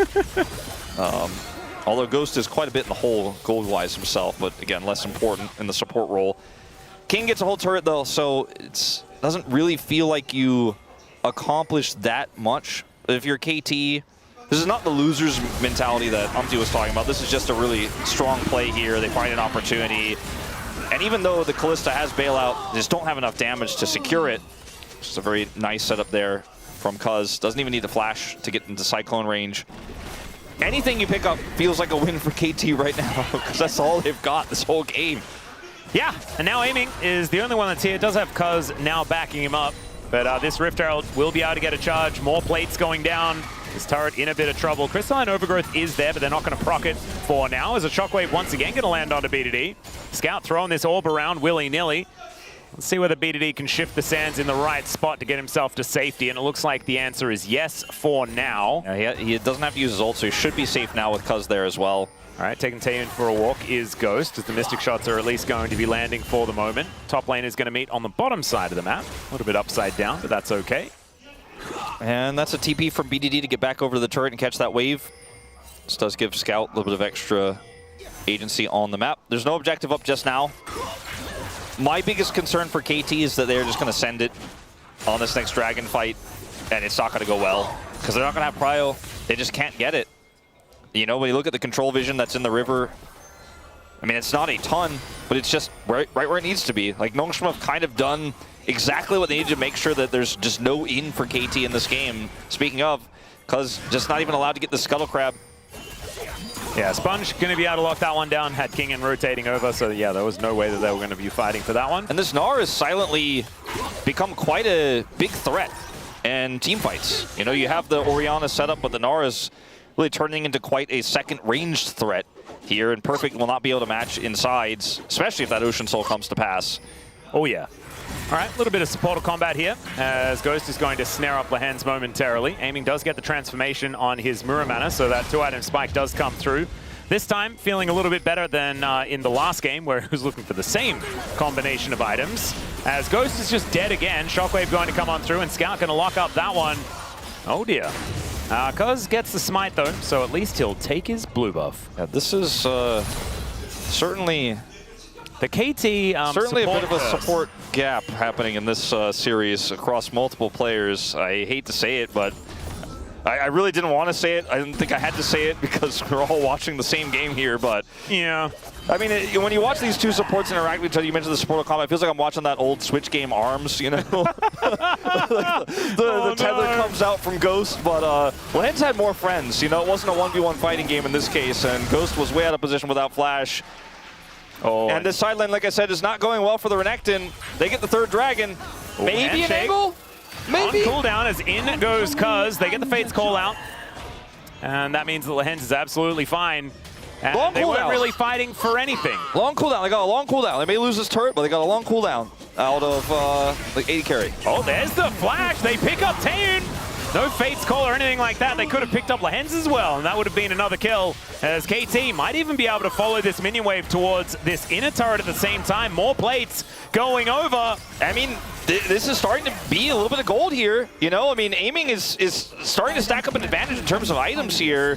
And if they just can kind of on repeat, make these mid ganks happen. It's not even a gank, it's just an aggressive engage. Maybe there's a way back into this game. As I'm a little bit concerned about this Gnar. I'm a little bit concerned about how the KT comp is going to scale without a traditional support here in this game. But, and I'm not talking about the fact that Ghost is changing roles. I just mean that they're playing Karma. Yeah. Not about Ghost individually. It's not about his 700 gold deficit. He's still Karma. He's still doing Karma things. Well, we're going to have a look at this one more time as, yeah, Ghost just got handshook. Yeah, it's kind of a bit offensive to Ghost that we show this again. Yeah. But this turret is really low. Aiming has the empowered auto, and BDD just shoves Taeun back. Taeun, a second time this game, just thinking he's safe. Didn't have Fate's call, didn't matter. Didn't have Flash. Didn't have Flash, that's the real one. Perfect did use his ultimate to try and fight up against King, and I'm pretty sure, who is now towards that bottom side of the map. And it's still 1.3k the advantage here on this top side of the map. Sort of silent but deadly is King in this game. Hasn't really been interacting too much, but he's taken down two whole turrets. He's very much going to be a huge problem the longer this game goes on. Even though right now, if you look at the gold, you're like, Wolf, I mean, why are you talking like this game is one-sided? It's only 700. Like, aiming has a lead. Cuz has a lead. It's BDD. Player of the year. Yep. But it's the fact that there's 3 dragons stacked against them. They have a side lane threat. KT have an Azir, which in another game state would be a side lane threat, but just really isn't in this game right now. I mean, look at the control Nongshim have. Gold is on everything in professional League of Legends. And the arm guard that Scout holds right now gives him so much extra power as well. I don't think that they are going to be able to start this Baron right now because the Kalista does not yet have a second item. But they're close, and they're going to siege this mid turret, and I just don't know what response there can be. Cuz has Flash and Cyclone. I guess that alone could be enough of a deterrent to keep them from pushing one more wave in. That's what they're looking for. Aiming, I didn't think was going to be enough to actually defend that turret, but it goes down to 1 plate left on its last legs down there. And some resets to come on through here for Nongshim. Yeah, so you mentioned it, the gold very, very close. But just now everything there's a else. Rage Blade, and the fact that there are 3 dragons on Nongshim once again, that's where things become a little gloomy here for KT. It's trying to shut this Gnar out when he flanks and has Gnar bar set is going to be so hard. Like, whose job is that? Is it Cuz? Well, he kind of needs to deal with Taeun. Needs to be able to help engage. Is it going to be perfect? He can't do it. Is it going to be the Karma that locks down the Gnar trying to set up for a mega flank? I don't think so. And Kingen is 1,600 gold lead without really interacting with people. Feels like, you know, you might have, if you blinked, you might have missed it. And suddenly, this Gnar is just too big to fail. Yeah. Well, let's see what can happen here as we're looking for a team fight. It's a low kill game. Composition is good at team fighting, Wolf, so maybe that's going to be their way back into it. I do not want to talk about on the other side because that's going to kind of ruin that because Nongshim's composition, it team fights pretty well as well. They do kind of have a lot of vision and prio as well, you know? Yeah. The map seems to be team fighting well for Nongshim at the same time. Yeah, it's on Team Nongshim right now. Even though they're on the blue side, it's painted red. Yeah. Well, Sponge can be clearing out some vision. 54 seconds on Ocean Soul. Here for Nongshim, you were talking about Gnar being a menace in the side lane. That is going to mean that the Gnar is irremovable. Yeah, it's just, I mean, perfect. Might as well just unplug his keyboard. Being a bit facetious, but he just went back and now has to answer this huge wave on the top side. And Scout teleport bottom, because this Dragon spawns in 30 seconds, they can group and take this blue buff. The mid turret is down. And Nongshem can kind of do whatever they want, because Kingen has TP. Perfect does too, but he's going to have to deal with this pushing Gnar, and plates are going to go down. He has Sterix and a BF sword. Like, he has a BF sword. Yeah, this is a very, very scary Gnar. All right, there's a Shirelius to come on through. The handshake comes down as, oh dear, Taeyun in so much trouble as he gets into that backline. Cuz taking so much damage. There's a flash forward from Perfect, and there is no bailout for that. The Crocodile's gigantic, but 2 kills swiftly back here for Nongshem as aiming looks for Sponge and should be able to dive on top of him. It's Perfect that helps lock the target down. And KT finally doing something that we can put in the pros column. It's the 3rd time they killed Taeyun in this game, and maybe it's the charm. It is going to be their first dragon of the game. And BDD is just like, oh, here we go again. I guess I got to carry another one. As he finds another Emperor's Divide, the angle is good. And initially it looked like, okay, maybe they can't quite kill Taeyun. Like, Lahen's here, holds the bailout for quite a while. He's like, yeah, I'm not really scared right here. Not really worried. He flashes back. He's like, nah, it's still fine. I got my ult as aiming? Aiming. Miss it. Yeah, anyway, ultimately, BDD makes the play on the replay, and then it doesn't matter because Kingen is like, I would like to PvP now. And then he shows up and just... Was that a solo kill? Yeah, it was. Aiming just sort of died. He now has a Spear of Sojourn, which is kind of cute, but they may not have a Baron. That may be dead now. As KT, without their AD carry for another 20 seconds, gonna have to try and fight this one. I'm not sure how that one's gonna work. I just don't see it. I think that's just a free Baron. Aiming giveth, aiming taketh away, I guess. BDD is gonna try to get some money on the bottom side of the map. That is all they can really ask for. It's not even really any jungle camps here. And BDD gets 1 Krug camp, that's it. Let's see this team fight yet again. Okay, so hopefully nothing happens live. I don't think anything will. But again, Taeyun waits for a really long time before the bail comes through. The ult from Lahen's buys some space. It's BDD again that makes this happen. Beautiful. Perfect as well on top. BDD's trying to save the day. And it's just a time and time again for KT, especially early last year, early this year. And I'm looking for him. And you know what? I think he found him. Yeah, I'd say that he did. 가자. Sometimes you're walking out of your jungle and you just die to a Gnar. And he's instantly like calling for Baron. Let's just go take Baron. And they did. And there was not a whole lot that KT could do about it. That 700 gold lead, you know, again, doesn't look like much, but it's been honest work for Nongshem this game. Oh, yeah.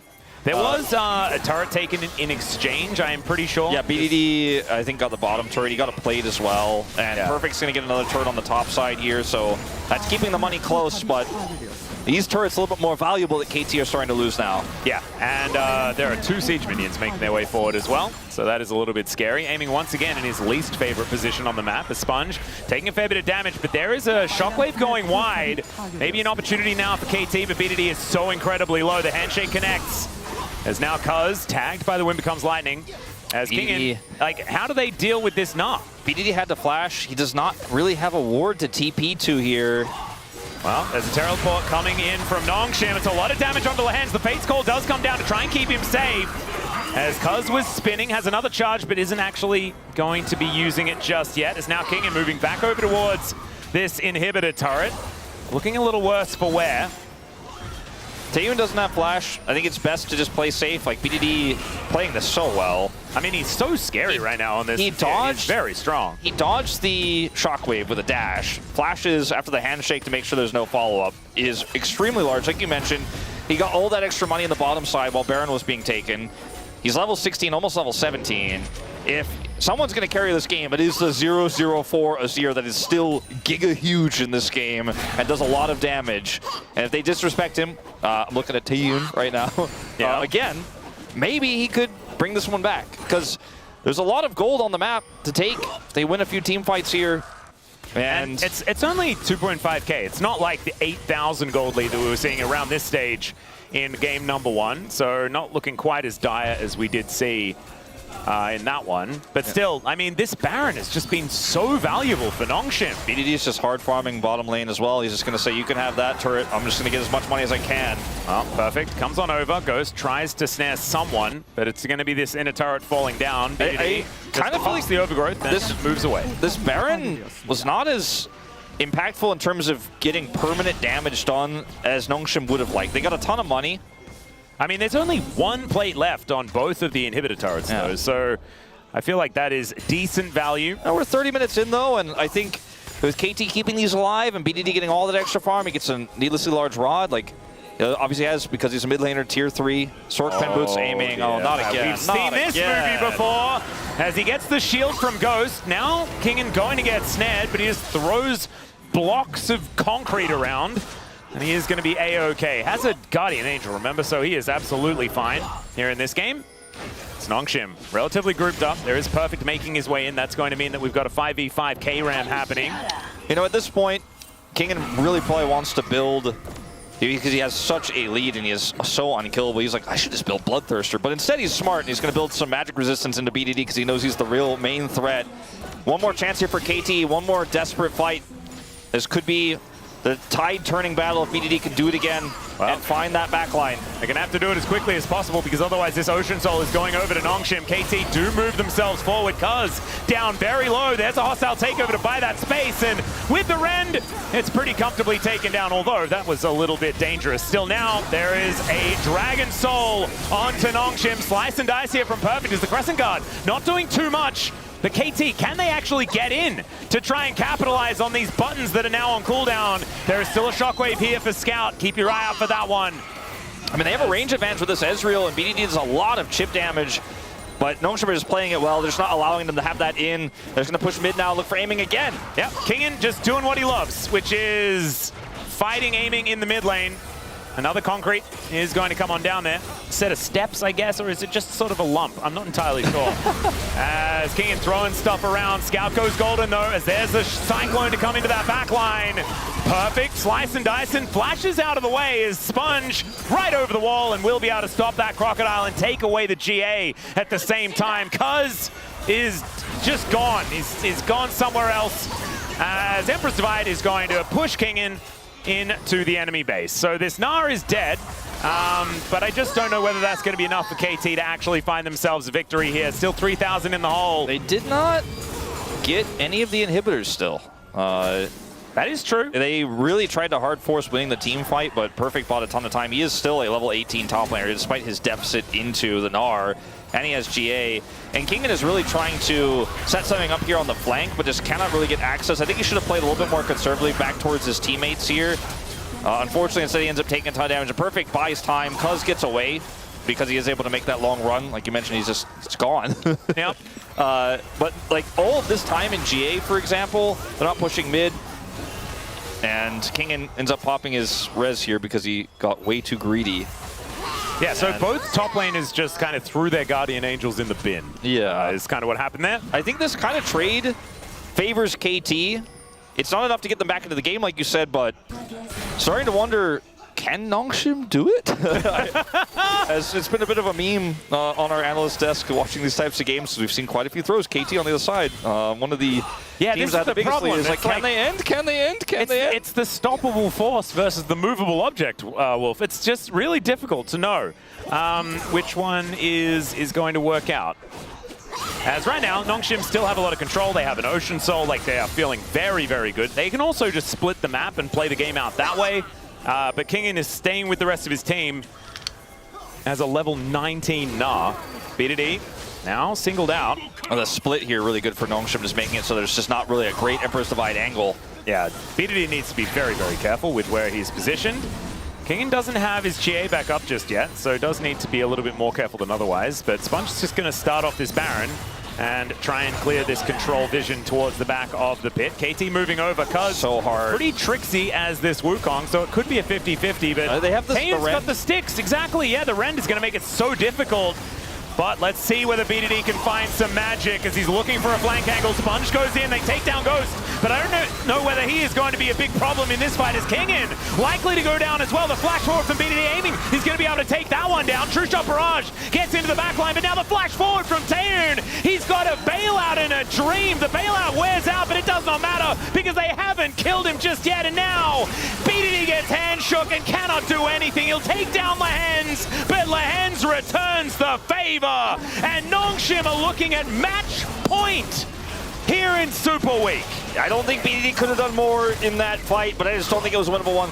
Look at the setup here. Like, they have hostile takeover. They have Rend. There is just really not a play to be made except BDD on this flank, trying to wear down Kingin, right?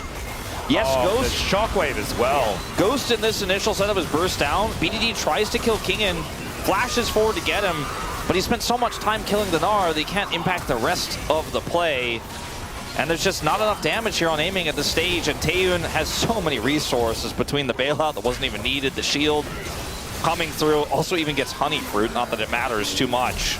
And the rest of the team here for KT just falls apart like a house of cards. BDD was able to find one angle, but trading his life for the Gnar just wasn't enough. And now a second Baron for Nongshim. That gold lead really starting to become a real one as it moves to 5,000. There is still, you know, the Elder Flip meme. That could be a thing that you'd have to worry about. But the problem is, for KT, there's a Rend. So it's always skewed, even if Smite is mega buffed at the moment. The combination of Rend and Smite coming out from Sponge and Taehoon, if they coordinate correctly, just shouldn't be something that KT can fight against.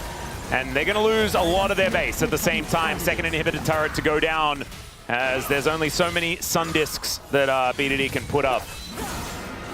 Because Wind becomes lightning. There is an orb going on over towards BDD, as Taehoon pops over towards aiming, but he does have an arcane shift, so he should be all right. The inhibitor, not so much, as that's going to be taken out. I mean, if there's an angle for BDD, okay, oh, there's the flash in from Cuz as he looks for the Cyclone. Hostile takeover comes down, doesn't get a lot of value there, as Taehoon's got the bailout and no one's really found him. Empress Divide not doing too much, but it is holding them on the other side. Crescent Guard from Scout, from Sponge, sorry, just to keep him alive. That's the best looking team fight KT have done all game. I think that's the best they could have hoped for. The only other thing they could have done would have been to try to TP flank with BDD, but if he gets pushed on, they just die, and it's still, like, again, best team fight they could have hoped for, still not enough to stop two inhibitors from going down. Massive 2 waves, maybe even more, crashing there to the top side, and Elder is up. Yeah, there is this big ol' Elder problem that they're looking for. Handshake and a miss onto the Crocodilian. Like, Scout can TP to end even if this goes awry. He has to get out first. Cuz needs to survive. That would be a good thing. Does get a big old shield. Doesn't have flash and just says, nah, we're not going to fight for the Elder. Like, literally just TP to end. Scout's like, all right, well, it's over. GG. And KT are trying to run home. I don't know whether they can make it home. As Scout should be able to clear out this wave. Where can I press R? I really want to hit multiple targets. Yeah. Ghost is going to be able to snare Scout as Shockwave collects both of the monkeys. Cuz is going to survive those, surprisingly, and might be able to make it back to his fountain. The problem is, if they're on their fountain, they are not defending their Nexus. First Nexus turret is going to go down. Nongshim looking for the second as Taehoon just bounces behind the Nexus. And Perfect might be able to take down at least 1 or 2 of them, but I think the Dragon is going to come from the heavens to take him out after that Guardian Angel serves its purpose. And all right, Empress Divide is going to throw back Taehoon, but there is only a Sun Disc there. Taehoon had the bailout, so he's just fine. Picks up a double and will pick up the Nexus as well. There's match point for Nongshim and a 3-0 potential here for this squad. Yeah, after watching this game, I could go a little bit back and look into some of those 3-0 people that were talking big before this series. But I gotta say, this is one of the most one-sided games with a low gold advantage that we've seen in a while. It's like 700 gold lead the whole time, but it looks like KT just has nothing they can do. BDD is just biding his time, hoping for some big plays. He gets a few onto Taehoon in the mid lane, but doesn't patch the hole of the Gnar on the side, and then it felt like every single fight and every single objective Nongshim had set up, it was just like, oh, what are you going to do, KT? I've got this angle covered, I've got that angle covered, I've got vision, I've also got a teleport angle where I can end the game. How are you ever going to even touch Elder? Look at how huge Kingen was in that game. No, it's. Yeah.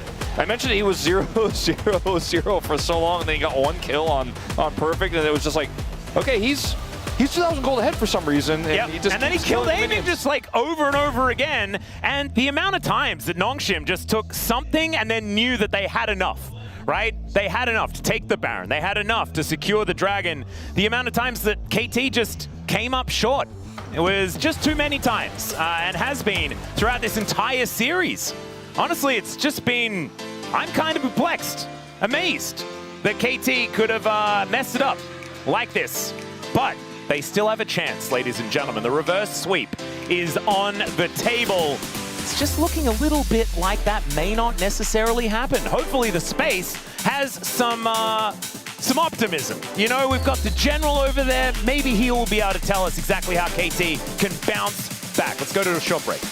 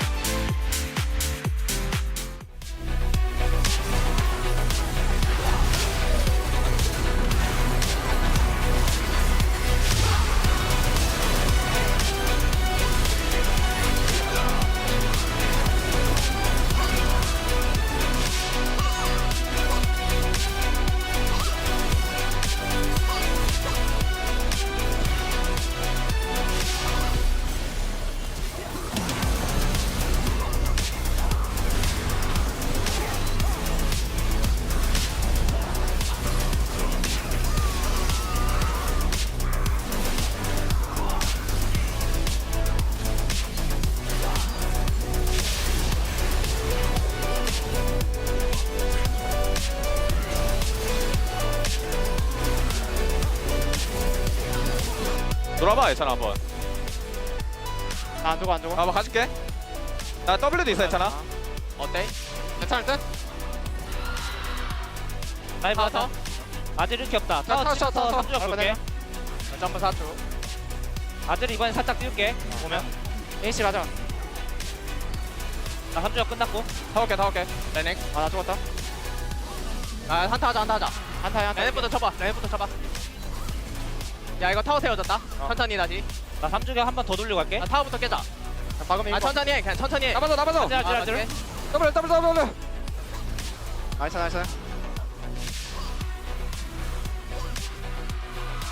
나이스. Were planning on collapsing because this could mean the end of their tournament, because T1 and Gen.G both winning in their next 2 matches over the weekend is the predicted outcome. It feels almost like a formality.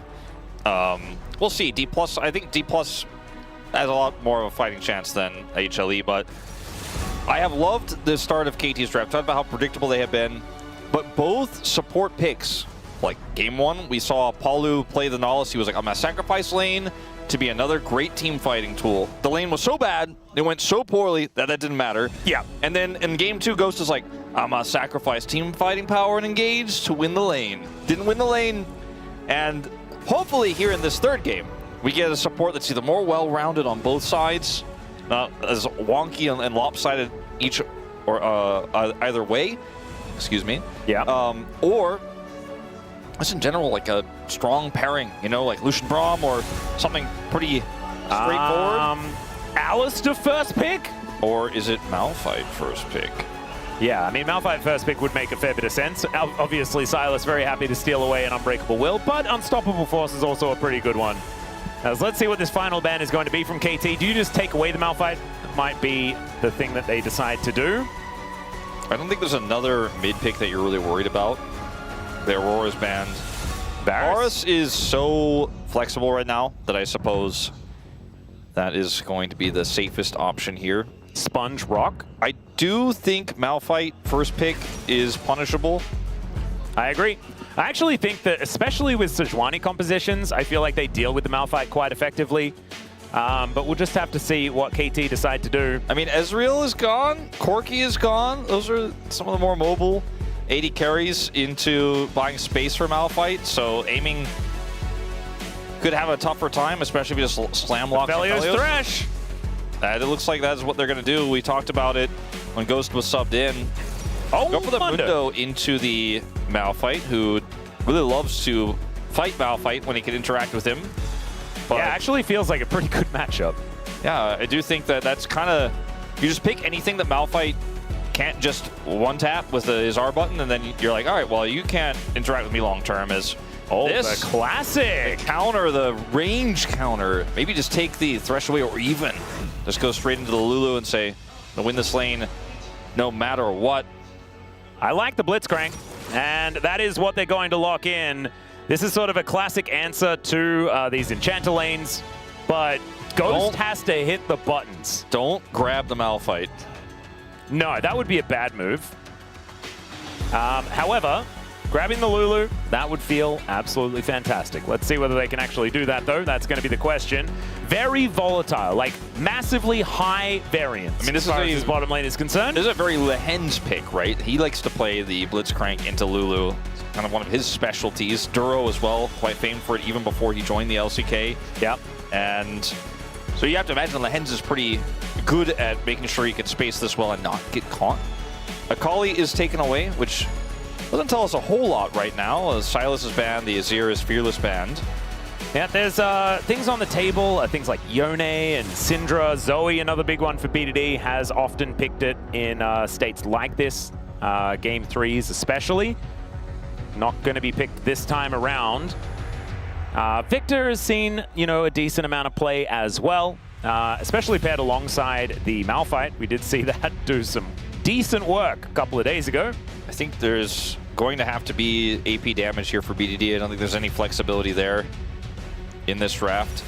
Cannon gets taken away, which also, again, as a counter pick for a lot of picks that are just already gone, Kingen might just be calling for GP at this point, but I just do think this draft doesn't have much of a frontline. Malphite as a frontliner is fake. It's not real. He presses R, and then either you win the fight because of it, or he dies right away, or he ults away when he's in a bad position. Oh dear, don't remind me. Jax going to be a ban away here, and actually that would have been a lot of AP damage. It's kind of interesting one with its current state. As you were talking about GP, Perfect is cycling through a bunch of very dangerous picks. I don't know what this Pop's in. identity is if he actually locks the Aurelia. Like, what are we even doing? Well, no way. We're blade surging. That's what they'd be doing. This timer is getting dangerously low. Zahin there makes is Zahin, okay. Actual sense, but as Vestian would say, Zaheen. Locked in here. Zaheen. Zaheen. Remember Oishin? I do. Yeah, hope he's doing well. Yeah, me too. The draft here has a lot of holes in the early game for KT. It's going to take a little while to come online, to say the least. As Yone looks to be the option here in the mid lane for Scout. That's a lot of wombo combo potential. And let's see what Kingen's going to be doing here. It could be just a Gwen honestly, to get a bit of extra magic damage. Could even just be like Gasante, and you feel really good about it. Yeah, you'd probably be fine. It's not, you know, going to punish the Zahin too well. And now the Cannon Man makes a lot more sense, but yeah, just have an insane frontline, a lot of range.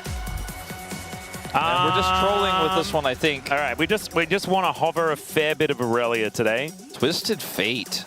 Well, this is an old BDD special. Okay, so you gold card somebody, they get Blitzcrank grabbed. You charm somebody, they get Blitzcrank grabbed. I'm not so sure about the Ahri, personally. I really liked KT's drafts outside of support, even though there were arguments to be made for both support lock-ins for KT in games 1 and 2.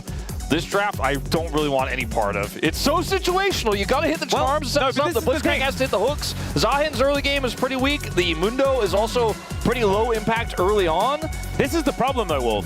Everything was playable if you did it right on the Rift. A lot of what has been happening here today has not been about the draft at all. Yeah. It's been about how things have played out, especially on that bottom side. Like if Ghost lands like 2 phenomenal hooks in lane, if Lehen's finds himself in an uncomfortable position and then just dies, this could just be over in a heartbeat. But Lehen's is a great Lulu player, always has been, and it's just not the way that Nongshim have been playing today. They've just been better. Also now have a draft with how this finishes up here for KT. where the Malphite doesn't really even have to ult the Aphelios. He can actually just kind of ult anybody. It doesn't matter. If they get that single target to die, with the front line they have with the Yone follow-up and the Jinx follow-up, and the Jinx gets excited and Taeyun can pop off in team fights, she'll outdo the Aphelios in almost every scenario here. There's too many threats for the Aphelios, and the mid damage just isn't there.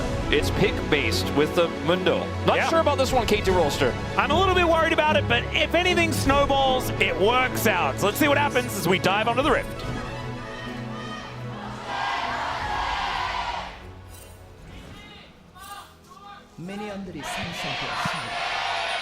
All right, KT fans sounding pretty desperate here at the Chijijik Lol Park today as they are staring down the barrel of a 3-0 and a guaranteed last place in Group Elder. Obviously, Elder with, a pretty good run at the moment. They would still be ahead in points, but it would then require either DK to beat T1 or HLE to beat Gen G. So you see the level 1 bottom lane. Lehends is like, if you hook me at level 1 with your Calibrum out, you do not win that trade. So I will just stand in front of you. And so, gonna have to take a little bit of time before, the knockup is ready for Ghost, where they can actually really play this, or hide behind turret, hope to hook them into the turret range. Yeah, maybe just employ the turret to try and help you out. The Blitzcrank is a classic counter to Lulu because you outrange her, you don't deal with her poke, she's very squishy, but when you have Calibrum sitting next to it, it's kind of like, well, I have Glitter Lance, and that might be better. Like, actually, kind of maybe we out DPS because we also have a. I mean, this is the thing. Like, everything beats Blitzcrank if you don't hit hooks. But even if you do hit the hook at level 1, you're like, all right, is that you don't have very many buttons. Yeah, so they still get control of the lane, which means there's minions in the way for hooks. Oh, Perfect going to get picked up here by Kingen momentarily. The Zahen not exactly having the greatest time at level 2. We have seen Zahen do a lot of really good things here in the LCK. We were thinking that at this current state, the Zahen wouldn't look fantastic, as we've got 2 of Faker's skins going back and forth here in the mid lane. Very fun. 2 of Faker's rivals fighting each other, one behind Faker as a trainee so many years ago.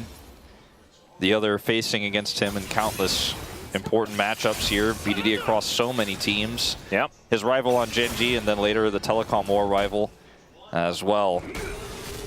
We won't talk about the Nongshim stint, but he's playing against Nongshim now, so it's topical. BDD was also really good on Longzhu, and Kingzone back in the day. Those were more good BDD times. Let's not talk about the Nongshim times. Yeah, the Nongshim times is a little bit less interesting. Cuz is on a phone call. Scout is dead! Solo kill for BDD in the mid lane. He took Ignite! We didn't even talk about it! I did not even notice that. Oh my goodness, incredible players. Now, Ghost is in the fog of war, but I don't think he has his hook. He does have his hook available. Cuz just wandering away, though. Looks like Sponge will be able to just take away this little Rift Scuttler. Well, BDD really just decided this was a solo queue game. I also think BDD decided that he doesn't want to get 3-0 by Nongshim today. He's like, all right, look, Sione thinks he can use his Unbind to trade with me. All right, well, Ghost didn't want Sponge to back. But Sponge will back anyways, at a slightly delayed rate. And this wave is in a really annoying spot for KT. Let's have a look at this one more time. Oh, the charm. Out the casual charm. And he's like literally calling that he got him way before he dies because he knows he has the Ignite, Ignite as well. With Ignite to proc there on the play. Man. And yeah, this lane, it could be worse. Could be worse. Yeah. But it's not ideal yet. But the Blitzcrank always has value later on. All right, hooking and connect onto Lehends. He gets Gravitum as well. Does have to heal. And aiming, looking for a little bit more. Taeyun just going to try and dissuade him from doing too much more here as Ghost. Looking a little bit more healthy as the zap is going to connect. And Taeyun's looking for it. There's the knock-up. And it's not quite enough as Ghost, he might be going down as well. It's another disaster for KT in the bottom lane.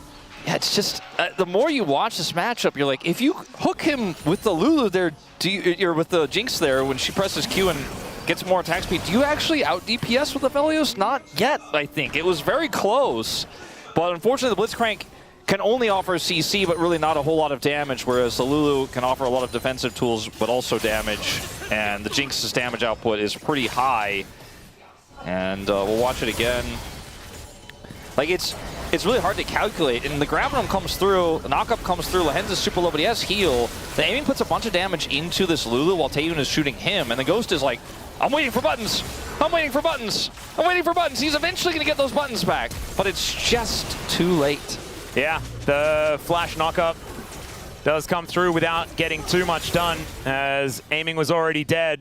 So a little bit unfortunate there. It's not going to be the largest lead on the map right now. BDD still holds on to that one, and that will mean that KT has a slight advantage. But, I mean, it's just the same story here in this bottom lane. And this is not a lane that's, oh, we just want to be able to win the lane phase. This is a bottom lane that can just hard carry the game. Jinx is so strong in the later stages with the get excited resets. So KT needs to be so careful. Charm going to miss this time, as BDD zoning Scout away endlessly here in this lane. 20 CS up. He is having a statement laning phase. Like, Oh, this is him saying, you think you can play Yone blind to my Ahri? And it also bleeds over, right? Sponge isn't able to take the crab, things like this. Another hook going to connect, this time onto Taeyun. But aiming a little bit too scared to fight back too much. Glittleland's barely going wide as the zap, he just walks into it. Not sure about that one. I mean, Jinx was a classic counter pick to Aphelios because she does so much damage early compared to him and also outranges him when he tries to retreat from trading patterns. And you also match the scaling. Exactly. That's one of the biggest things. And so, like, the timing for, we might be able to turn this into a hook play, I think has been missed. And in fact, the last time we saw it, it didn't work, and it's not working here either. And it's, I don't think this is a Ghost play issue. Like, he hit the hooks, but if he doesn't hit the hooks, they just lose the lane naturally. He hits the hooks and they don't have the damage, so it doesn't matter. This might have been more of a draft issue than the other two. Yeah, I mean, you can understand what they're going for. And Ghost is once again just going to walk up and hook him. Does wander back, but the Flame Chompers are down. Ghost has no flash, but is going to at least survive. So denies the reset by sacrificing his entire health bar, but one of the good things is he's alive. Yeah, also, you know, knowing that his 80, oh my god. Scout gets unbound once again. BD has Ignite still, so he is just going to have to back. Yeah, that is still ulti up and available here for BDD. So next time a Charm lands, I mean, yeah, Scout is dead. He realizes that, has to go home. The last time we've seen this much of a mid lead, maybe it was Showmaker Roamer, man. But also, like, I don't remember the last time I've seen Ahri dominate a lane. Yeah, this hard. is crazy. It's the Ignite alone is making such a big impact. All right, Mondo once again on a phone call, moving down towards this bottom side. Hits at 6. Sponge out. So I don't think they can do anything here, as Taeyun also has his ultimate, which might have been a game changer if they did try to go for that. So, oh no! Oh, it's painful. And aiming also a little bit of a shout out to Scout here as well, because he's using Viper's skin from when Scout and Viper won the World Championship in 2021. Yeah, that was the last time Scout beat BDD. He's one game away from doing it again. And aiming wanted to remind him of that. And I think, I imagine BDD would be annoyed. That's what he wants to remind him about.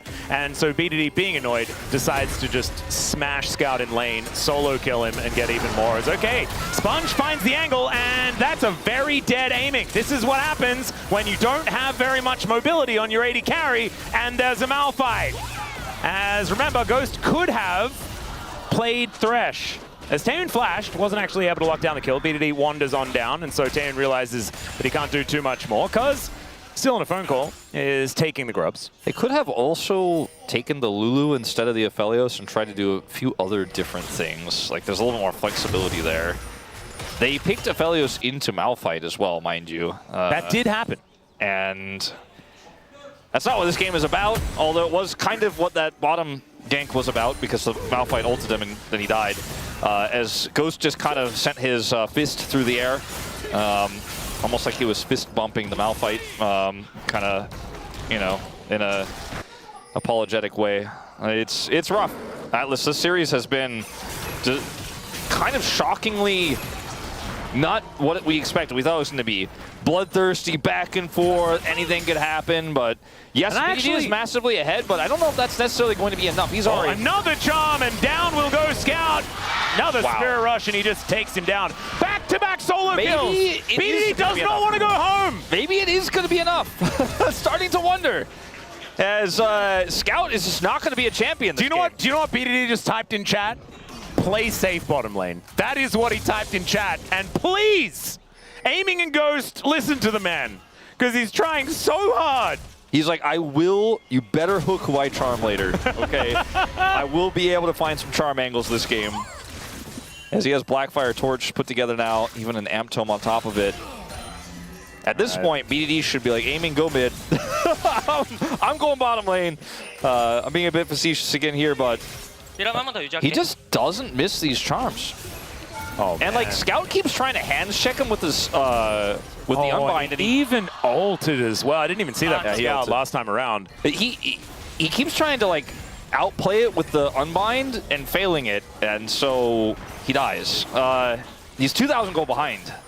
Man, that is absolutely obscene, this advantage. Because moving on down, let's see whether he can actually go for a little bit of a 50-50 on this Dragon. Ghost just bleeding health here, as it is just going to be the steal. Cuz goes where he pleases on this Mondo, as there is the engage. Scout follows up as BDD is going to get taken down, but Taeun's dead as well. It's a double for Aiming, and finally the KT bottom lane does something. And just when we were starting to not believe, just when the excitement had reached the peak, or the trough. Yeah, the trough. The peak of the bottom of the graph.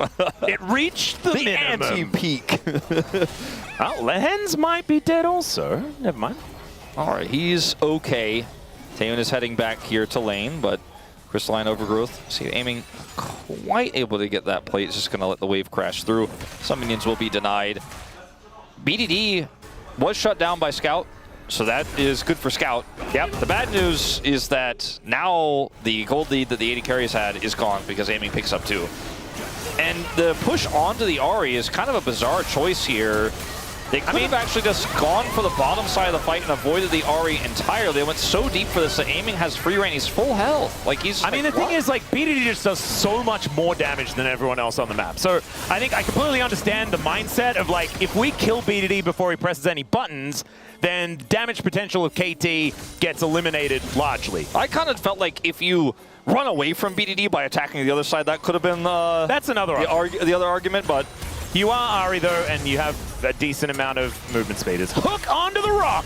As Cuz, let's see whether he can slow him down enough. Of course the charm lands as BDD takes down the Malphite with some true damage onto the rock. Let's be honest, BDD was going to pick up POM if they get the comeback no matter what. Yeah, we already knew that, but man, is he making it look cool if it does happen. As another play here from Ghost, this time the follow-up from BDD, but that's Malphite with flash at like 2 seconds away, 3 seconds away, I think, at that timing. They find it, they punish it. Ooh, red-white guns here for Aiming. Is a little bit scary, but you can see Cuz is sort of off to the side. Aiming, if they do just collapse onto him, might just die. So they do just give up on the play. BDD was roaming down also.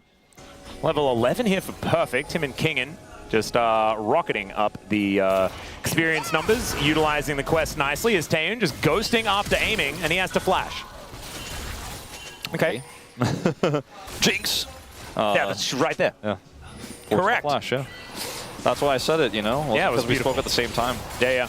Power Jinx. They are going to be able to push this wave in. I think grab that proc on the Overgrowth. We'll grab a plate, and because Sponge is here, and get more. Oh, Hook is going to connect onto Taeun. Let's see whether the tower gets angry as we pause. Whoa. That is no weird time to pause. All right. We can adjudicate the situation here. As we can see, this was looking like a great play for Nongshim until I glanced down at the minimap, and then there was BDD. So things could start going wrong, but we do need to try and figure out what's going on here. Something about Cuz, something happened. The Mundo was trying to go somewhere, and maybe something said, no, you can't go there, but he's like, I'm Mundo, so better pause, because I go where I please. It's a peripheral issue, guys, so it actually shouldn't be something that lasts too much longer, but a very uncomfortable time to pause. Yeah. We've all had that moment, though, right? You know, you're using a wireless mouse, and you saw the red light, but you're like, you know, it's so annoying to have to charge it. I can still hear the like Windows XP like sound in my nightmares. And you're in the middle of a team fight, and then all of a sudden, your character just stops doing anything at all. You flash in to look for a play, and then suddenly your mouse just goes to the top right corner. Yeah. Your And whole camera's just panning to the enemy nexus. You're like, And the ah! most, like, if you do that and you're, like, playing a tank as well, so you're just standing there doing nothing, dying, oh, God. You will get showered in question mark pings. Oh, so many question mark pings. You might actually distract everyone with how stupid the play looks. That the enemy team does something dumb. And so it's actually a bait all along. What if you're playing Wukong? You know, they're like, oh, he used Warrior Trickster, didn't he? Haha. So I think, you didn't. talking about the game state here, I get too deep into it, but BDD's rotation over, he is going to have to hit the Jinx with a charm. And I think if he does, maybe he could actually turn it around. But, you know, we know the other guys for KT, their lives are forfeit. Yeah, It's the pause happens, but I mean, at the very least, Ghost is dead because I think be able to survive because he's Mundo and he's under turret. And the turret's Ghost ramping. is definitely dead. I think that killing a Mundo is always a little difficult. He's got a few items already completed. If like BDD, I don't have all the cooldowns, but if like BDD ends up getting polymorphed and they kill him, and because he might be able to live, but then they get the turret, like it's there's a lot of things that need to go right, but maybe BDD can save things because he is just so big. So fed on this Ahri. So we have a lot of fans here hoping for KT to get the reverse sweep here, get the win for their group as well. And, you know, seeing not a lot of faces of the fans here, but yeah, we're going to be getting back into the game very, very soon, guys, but we need to prime you. There is a dive happening right now in the bottom lane underneath the bottom turret. Let's see how it does go as Ghost the first one to go down because largely immovable. Taeun now trying to kite this one out as BDD in a little bit of trouble, but there's the briefcase and the finish comes in. All the essences come down and aiming even gets himself a kill onto his former support in Lahens, and Nongshim not looking so hot here in this game. yeah, not very happy about how that went. Man, it's so cinematic, isn't it, without the UI? Yeah, it's back. Oh, it's practically like a teaser for. I know, it's like a mad movie. Okay, so BDD is coming down already, by the way. I didn't quite realize that at this point. So Ghost and Cuz just kind of holding their ground here. And then after the pause, you see Taeun backs off. They instantly try to turn onto BDD. The polymorph I mentioned comes down, but BDD's still tanky enough. He is just so big. They don't have the damage to kill him, and aiming has so much range, actually, to follow up. Even the Moonlight Vigil hitting. And we get the nicer out of Ghost from the Death Chamber. And it was actually, in the end, a good hook and sacrifice, as it was his first death of the game as well. 4-1-2 for BDD. He is in a really good spot, is understatement of the game. 2,000 gold in the lead, but 1.2k also for Cuz, with his Heartsteel up to 123. BDD's got to worse be than that. He's got to be close to that second item as well. As speaking of Heartsteel, look at that, the big clobberin. Sometimes we don't proc those, and it makes a lot of. It does make a lot of people sad, mostly orcs. Yeah, I was going to say it does make a specific person on our talent team very upset, but he's hitting them up to 144 right now. Scout is like, I really would like to lane against Perfect instead, but he will not. Well, Perfect just going to take down this outer turret on the bottom side. Zahin is, like, in games like this, I feel like Zahin is so incredibly powerful. Yeah. When he's just not the main character. When he's not, and gets when no to one turn up at 40 minutes and just do ridiculous Exactly. things. He's a scaling top. Whoa, we flashed on top of aiming. The hook is going to come down onto the Malphite, and he'll tank up the turret forever and be fine. Aiming does not have flash, so the peeling power of a Blitzcrank on full display there, ladies and gentlemen. he tried. The turret will get it done. Yeah, little non-existent on that one. He has a lot of health stacking. That was the problem. Now he's turned his Giant's belt into a shield belt. Haha! And BD is just taking this turret. This game is all about him, by the way. Yeah. Whether you win or lose, it's like how did BDD carry the game, or did BDD fail to carry the game? Scout is being that Yone in your game, off in the side lane. Seen this many, many times. It is the correct call in this pro Absolutely. game. However, it's just it is very funny. Painfully reminiscent. As Drake going to be skewered here by KT. Is that like the first dragon that KT have taken? Not quite. Was it the first one in this game? I think it was. Yes. Aiming. Oh no, it wasn't. It's the second. They took one in the last. Chomper set. I mean, there's no play here. No. And this is the thing, like the follow-up CC is like, it's very similar to Caitlyn situations, right, where you put the Yordle Snap Trap down. The Flame Chompers work in a very similar manner. Are on Soul Point, in fact. Yeah, it's a lot of dragons that he's taken so far. And the Cosmic Drive, which is a kind of niche item on Ahri, but so strong in this type of scenario. And this combination, it's what Orcs was talking about yesterday. The combination, or not yesterday, the day before. On a recent day. Yeah, you get to just like have loads and loads of movement speed, which is kind of nice for the Ahri that wants to reposition to get charms. With Cloud Soul on the way. Well, now just going to be ulting towards Scout here. Misses a whole bunch of buttons though. And will just back away. Orb? Okay, no, just clears out the wave.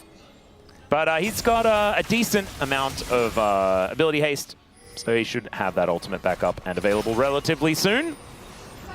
The game state here is, it's so wonky because I think this composition is very reliant on the Yone being able to ult people if Nongshim are going to win. And Mundo's becoming a very, very large health bar that will be an immovable object. And flanking teleport. Kingen's trying to come on down as Taeun, he's ghosted. Ghost is running. Okay, there's a charm onto Kingen, who takes so much damage because it's such an awkward spot though. The all-out flies on forward and they take out the Mundo. Sponge finds the ultimate aiming, sidesteps it, and they will be able to wipe him out. Now you've got the Zahan finding the Grim Deliverance as Taeun basically out of the fight, but Scout gets in there. Down goes Ghost, but Perfect's now popping up. The flash forward from BDD and Kingen bites the dust. Flash away there from the rest of Nongshim. And KT just looking a little bit too large in this game as Aiming still alive and will be able to wipe out this turret. Is there any more fight in Nongshim? That's going to be the question as Taeun is still alive and lands the zap onto Aiming. Just don't think it's quite going to be enough here. Now another one team fight here for KT. Crazy that Taeun got caught by Perfect's knock up there. Think that if that doesn't hit, he has a lot more damage in the fight. We'll watch this again. Kingen comes in here on the flank, which makes this very awkward. Aiming has the proper guns for the fight, but such a front line here. Then Cuz gets isolated, the Wild Growth comes through. And then watch Taeun here, Perfect just kind of gets on top of him, gets the double, or the second knock up there, or the second activation to get the knock up. And then Taeun he has a ton of damage, but he cannot do enough of it. BDD's just like, just let me take care of this. Come on. It was actually beautifully played by Kingen to get the third Q onto the Zahan as he was making his way in. But then, yeah, just flash on top of the Jinx, and it was a little bit difficult to deal with it. Good teleport placement there from Perfect to get into the fight as, the hook just barely going wide. As Ghost, the Eye Blitzcrank, wandering around. I kind of feel that this game is still winnable for Nongshim. Like, I don't think they're in a positive game state by any means, but I mean, KT have proven one thing so far this LCK Cup, and that is every game is losable. Yeah, that's too true. I don't say that too loud. We're on the KT side right now. Some of these fans speak English, Atlas. Yeah, I mean, I'm sorry. Sometimes you gotta call a spade a spade. No, I know. I just think that this comp is still very much a BDD or bust, and yes, the IE is done for Aiming with second item IE. They have a Zahin that he got through the toughest part of the game. As you can see in that last fight, can be incredibly impactful, especially when he has Flash. But Malphite can sometimes just do this funny thing where he ults a flashless AD carry. Yeah, if he just ults multiple people, namely BDD and Aiming. And the fact that, like, one of the scary things about Ahri being the big fed one right now in terms of setting these fights up and looking for charms is that Polymorph can be miserable to play into as the Ahri. Sometimes you're like, I think I have this angle, and then you just, well, yesterday you turn into a chicken or something, and then you're like, oh. And then Malphite ults you, and then Jinx gets the first reset, and you have to be very careful. You have to choose your battles correctly. BD has done a great job of it so far. But I do wonder, like, there's a lot of variance in this. Oh, can Ghost find the hook this time? No, he cannot. Perfect on a flank angle is now looking a little bit uncomfortable as Grim Deliverance comes down, gets a bunch of his health bar back. He will be respawning as Sponge tries to get out with the ulti and looks a little bit weird for it as Aiming's over the wall, finds the Orbit Deception, but there's the ulti out of Scout. Perfect gets a bunch of damage, and Taeun's still alive for a very long time, but finally goes down to Aiming. And Nongshim lose their bottom lane, but at least they killed Perfect. Yeah, they killed Perfect. Perfect did a lot of work, and BD was able to come in there And just continue to be a menace in this game. They get the kill onto Taeyun, and that's the end of the fight. You know, BDD is the main character, but he has a secondary real threat, whereas if Taeyun is dead, his composition is only, it's Jinx with a wall trying to protect the Jinx. If Taeyun dies, there is no longer a fight. There is no longer an angle.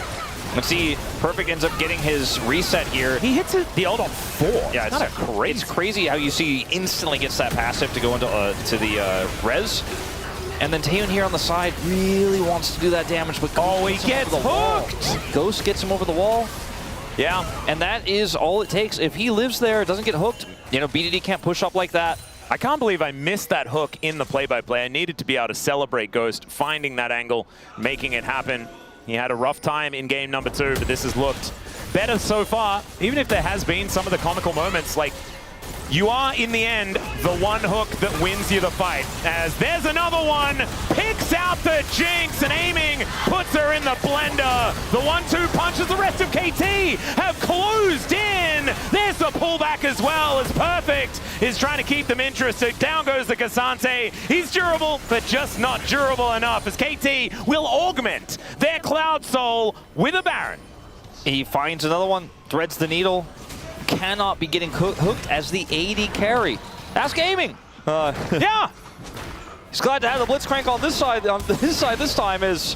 Oh, Ghost was expecting Sponge to try and get out of there, and he didn't. And now he's charmed, and I think he may be dead. Aiming going to be picking that one up. That's the jungler dead, ladies and gentlemen. However, no one was going to get to this Baron pit, and this game, ladies and gentlemen, I think it just might be over. I think so. Look at this. Oh, Ghost! And the angle is perfect, and Taeyun just greeds for an auto. That's my world champion right there. Like, if that doesn't hit, it's still maybe playable with Perfect. He has a nice angle here. But now, like, Nongshim are just 100% no way to do anything with the AD carry blowing up instantly. Scout is not a threat. The Malphite is... you know, deceptively not tanky, because that's just kind of how it goes, especially into a Fed Aphelios. So he dies in the jungle. BDD has found Scout again, and Scout does manage to ult his way out, but BDD is Ari, and has Cloud Soul, as well as a Cosmic Drive and a Blackfire Torch. You are not escaping! It also just makes Charm look like a targeted ability. The Charm hits post-ult. He has that running, so he's able to get him over the wall there. And KT, they absolutely should be able to, this time, close the game out from here. Still, it's an Ahri, right? It's not the same type of, you know, mid that we've seen that just has insane wave clear, like the Ryze or a Taliyah that can wall people off while you siege turrets. It's still a little bit tricky to close games out with this mid, but they have a Zahen, they have an Aphelios, and that was just Scout dying a 4th time here, trying to live up to BDD. Perfect on the flank. Perfect doing his favorite thing, which is stand amongst the entire enemy team, finds the double pullback and the Grim Deliverance. He stacked up the passive, so he is absolutely fine. They'll take down the Rock as Kingen just trying to be the front line, finds the knockback, but he's so incredibly dead. BDD finds the angle, and my God, Perfect is looking brilliant on this Zion. I think Perfect might have found a new champ. Yep, I think he has. Might have found a viable Do you know what play. KT have found though, Wolf? This is the main thing. They found another game in this series. We didn't think that it was possible after the first 2, but they have extended it out, and we are at least going to a game number 4. KT finally turning up. We mentioned it at the beginning of the day. If you think you know what's going to happen in this series, you don't. And the moment we thought it was going to be a 3-0, even in the beginning of that early game, before BDD got super big, we were like, well, the bottom lane isn't really working out for Ghost the way they wanted it to. That's when it changes. That's when BDD explodes in the mid lane. He destroys Scout. Again, I think next to the Roamer game against Showmaker, this is the biggest mid gap we've seen this tournament. And he just completely took the Yone out of the game. Aiming has fed 2 kills, and then from there, his composition becomes so tricky to play. But Ghost has that one hook in mid lane as well. Well, it looked like maybe Nongshim got a little bit of steam back, finally got a little bit of control back on the map. Ghost says nope, finds that angle onto Taeyun. And now we're back to wondering what is going to happen in this series. Anything can happen. Yeah, Ignite Ahri, it was not on my bingo card. I didn't write that one in. So incredibly well. At the same time, I have to say, BDD having such an incredible performance. And I remember the space talking about, I think it was Orc saying like, oh, BDD and Cuz have looked so incredibly good, yada, yada, yada. but they haven't been carrying like they were. Well, there you go, Ox. That's exactly what you asked for. It is time for us to take a short break. When we get back, the Space going to break that one down and let us know whether this is perhaps reverse sweep territory. We'll see you soon.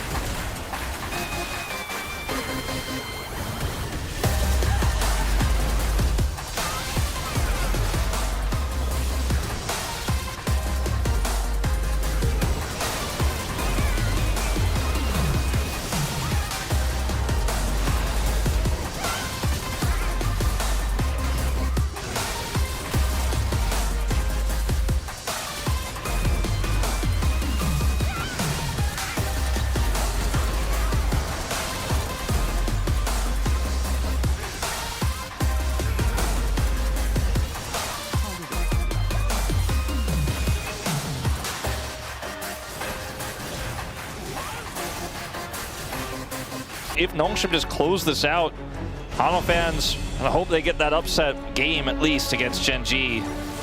And now, Nocturne going to be banned away here. Quite a few of the junglers have now left the Rift, but with Mundo and Malphite being played in the last game, they're not necessarily the coveted ones, right? There's still Jarvan up and available. Definitely the highest priority jungler at this point in time, alongside the Jace that we've seen permanently banned throughout this series. Varus, I think that will continue to be taken away. Varus will get banned, I think, here on blue side. I would agree, should be. And maybe even in this very spot here, that'll probably be taken away. Very first pickable, incredibly flexible, difficult to punish right now.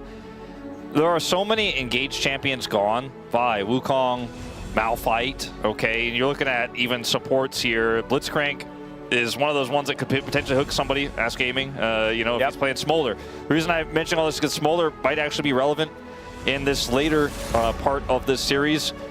The Ezreal is gone, the Corki's gone, the safe 80 carries are all gone. The high-range Jinx is gone. Jhin stocks up, I think. Yeah, the Jhin and the Ziggs, both of them, you know, if you want to nope out a lane, that could be a decent option there, as Leona going to be banned away. They're like, that's the last one that can engage. Yeah, he's like, that's the champion that you played alongside when you won Worlds, and but also one of the best picks with the Ziggs. So taking that away feels really good. Varus. They banned Varus. I would assume the Varus should be banned, and there it is. Okay. So, that's homework done for, you know, being the second pick team, though. That's these three champions. But that means Jarvan goes through. So J4 over to Sponge, one of his better champions. And obviously, like right now, Game 4, Fearless, this is the best jungler left up and available by a considerable margin. 100%. And if Cuz plays Kiana here, I may throw my headset. I don't think he will. Okay, good. And also, that's a pretty expensive headset, so I wouldn't advise it. I said I may. Okay, yeah. So right. that's what I'm saying. I'm not It depends advising. how much control I have. We're just going to slam the Lucian here for aiming. Okay. And perhaps it just comes with a Braum. But you can wait and see. Nami will definitely be taken away in terms of the second banning phase if they don't get it in this first set. Whoa. BDD said, look, it doesn't matter what I'm playing, doesn't matter what the matchup is. It's all about me, and I'm going to blind Akali. Could be And theoretically Perfect isn't playing it. It could be. I think BDD is saying, I don't think so, Atlas. But yes, in a theoretical world, yes, it could be. Yeah, I think that it is strong as far on as top lane. Nongshim are concerned, they should probably keep that option open in their brains, as Caitlyn, going to be the choice here for Taeyoon, has played it once before in the LCK Cup, and is back on it once again. Are they going to look for a counter pick here to the Akali when it's flexible, or they will just grab something like Lux? I mean, Lux is not always what you play in pro play with the Caitlyn, but we're a bit thinned out in terms of options. Galio feels pretty good into the Akali, and also will be able to pair with this Caitlyn later on, assist the Jarvan engages. I'm quite surprised that they didn't pick away the Braum. Caitlyn Braum has been pretty powerful in the past, but I think this is what Ghost has been wanting to play for quite some time. We've seen Braum banned in the second round quite a few times. In fact, in the first 2 games, skipped a ban last time, but we had the supports locked in already at that stage. Versus Lucian is just such an unusual matchup. We almost never see this. There is a range advantage on one of the sides. Yeah. And they can't ban all the ranged supports that could be played with this. Even at least it's Lens, by the way. I think they should ban Shen. Shen also could be a thing. Because not as strong in this case, but works well with Galio. Yeah, the good old the gargoyle Shen drop. Bard is the scariest pick right now, and sets up taunts. It's super frustrating to deal with. You're playing Bard, or sorry, Braum. You don't want to play into the Bard. I wonder what the final ban is going to be. I think if you just keep banning supports, Lehens is like, I'm Lehens. Why are you wasting bans on me? Yeah, maybe it's Elise. Maybe that's what they need to be banning away next. And Elise Caitlyn is so powerful. And you'd set up the traps. There it is. I think that was pretty much a no-brainer. But it does mean the Shen can come through. And with a Braum on the other side, maybe you're not feeling too bad about being a melee champion in the lane, as the Caitlyn does just generally outrange. Doesn't feel fun to play Lux into a Kali, but it feels fun to play Caitlyn and Lux in a bottom 2v2. That's true. Might still just opt for it in this case. A lot of discussion by Lehens on what they banned for topside here. Banning the Gwen. Cassante is gone. And Bessa is gone. Scion is available. That's, I think, what they're thinking about right now. In terms of this ban, it's the only thing that really makes sense. It's interesting, because there's an Akali here already. I wouldn't mind just slamming a Sejuani. Really wouldn't mind it. That could be saved until the last pick, in theory. Take away a pick for perfect, but I think... Oh, okay, instead, something somewhat flexible. We have seen the Jax being played in the jungles so far, I think once here in the LCK Cup, unless I'm losing my mind. No Gnar either. Jace is banned, obviously. It's a pretty strong position for Jax to be blinded. Kingen could just play GP here. Like, he's probably explaining all the different ways in which it makes sense for him to do that. Please let me be a pirate. Yeah, he loves to play GP. He loves to play it into Jax. Oh, he also was the guy who made this a thing first. That's okay. For the bottom lane. So there's a Tahm Kench to be paired alongside this Caitlyn, a much safer Taeun, and I think that Nongshim fans going to be happy about that. I'm going to take another little moment here to think about what Kingen wants to play. I think he already knows. There's no way he plays Anivia, though. In this draft, it is a lot of magic damage that they need, I think, in some ways, in this comp, because Galio doesn't do a whole lot. Gragas? Oh, he's just going to go for the boring counter pick. It doesn't make a lot of sense, though. All right, now, I mean, Gragas doesn't have a whole lot of counters, but they could flex the Jax into the jungle and then play something else. They'll have 0 range. They'll need to hard engage. They have a Braum. Engage Braum, not exactly the most fun thing, but this is what we were letting you guys know about. Like, this is a flexible pick in the Jax. Can be going over to Cuz. I mean, I think Rek'Sai makes more sense here. I don't think they want to play a ranged pick. You know, you don't want to try to get an advantage topside here because your comp is so squishy. They need some sort of side lane that also has a backbone to it. And I think this is actually pretty perfect here. This Rek'Sai is really difficult to lock down. Wait, does Rek'Sai have a backbone? I thought they were like a... Is it an invertebrate?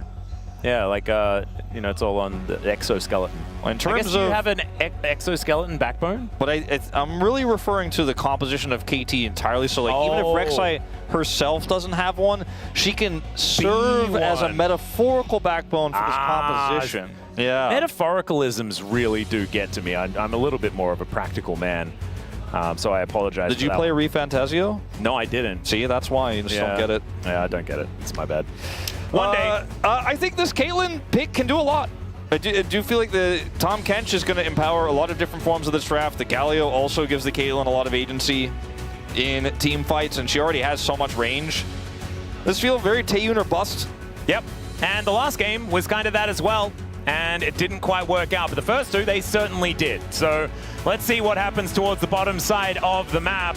Even with the Lucian Braum, like Lucian Braum can get a lot done, especially if Taeun oversteps. So they do need to be very careful. The range advantage should mean that lane control could be there, though, even with a Tahm Kench. Tongue Lash also is a ranged ability, so you can utilize that to try and get an advantage as well.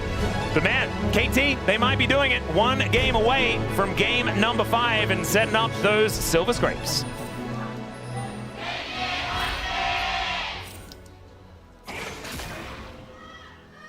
미니언들이 생성되었습니다.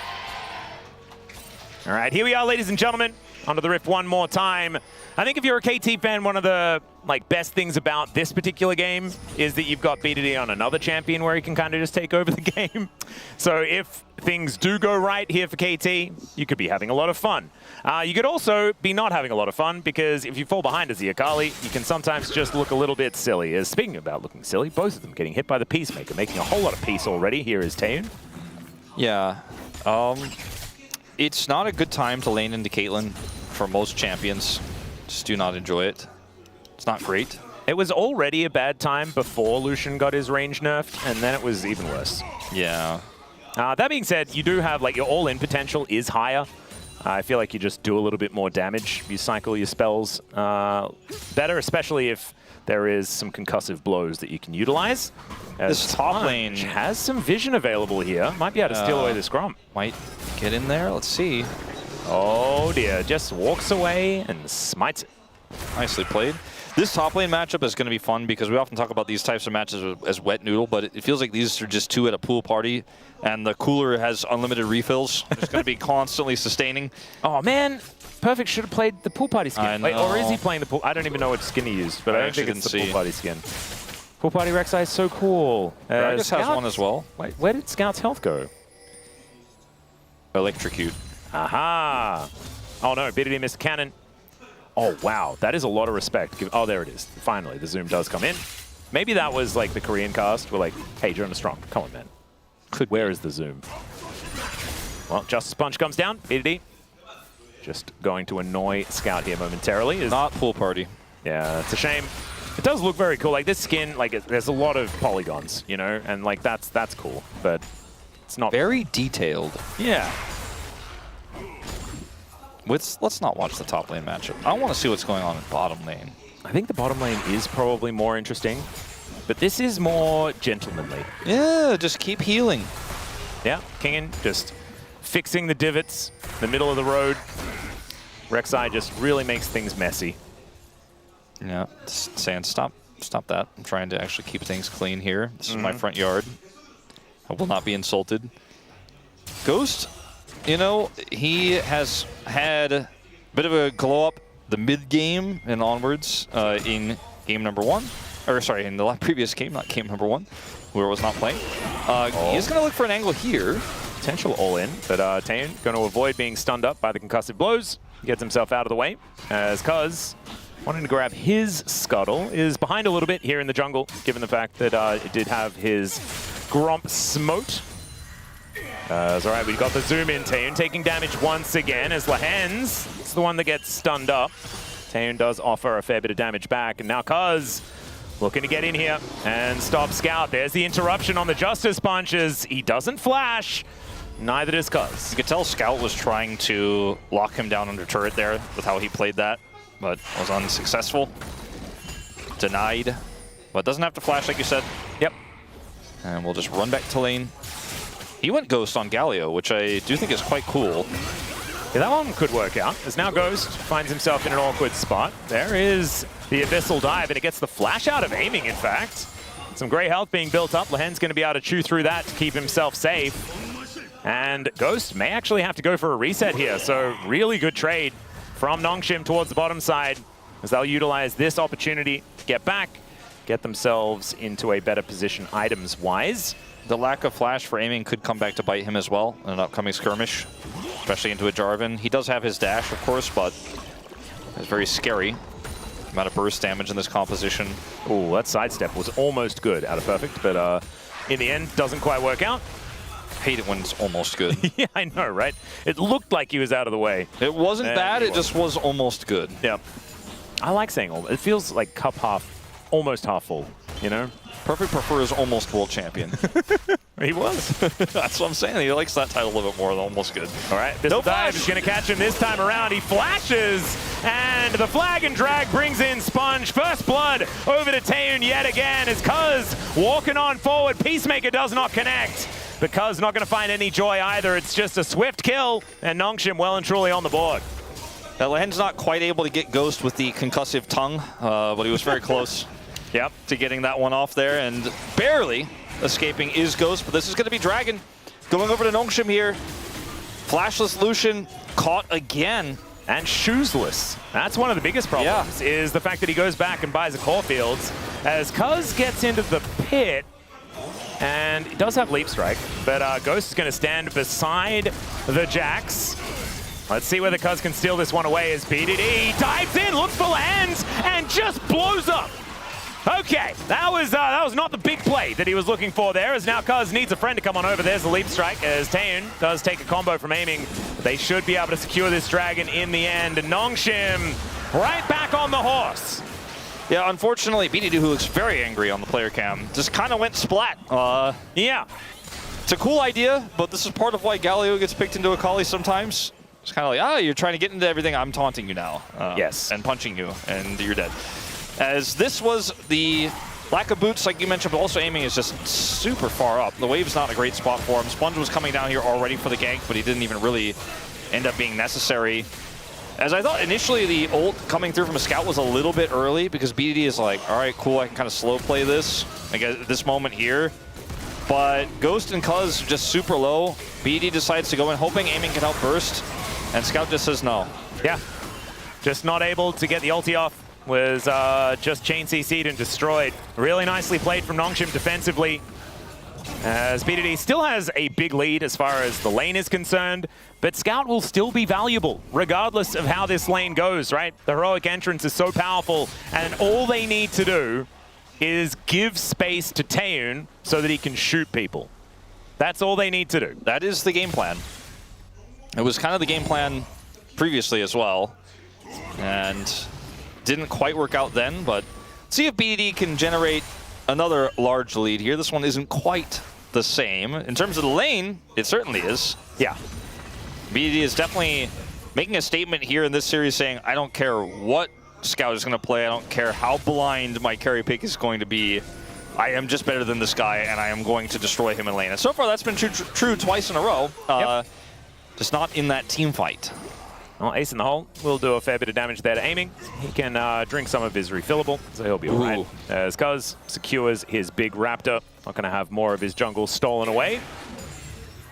Scout's just, you know, he's a little poor right now, trying to get what he can. Yeah.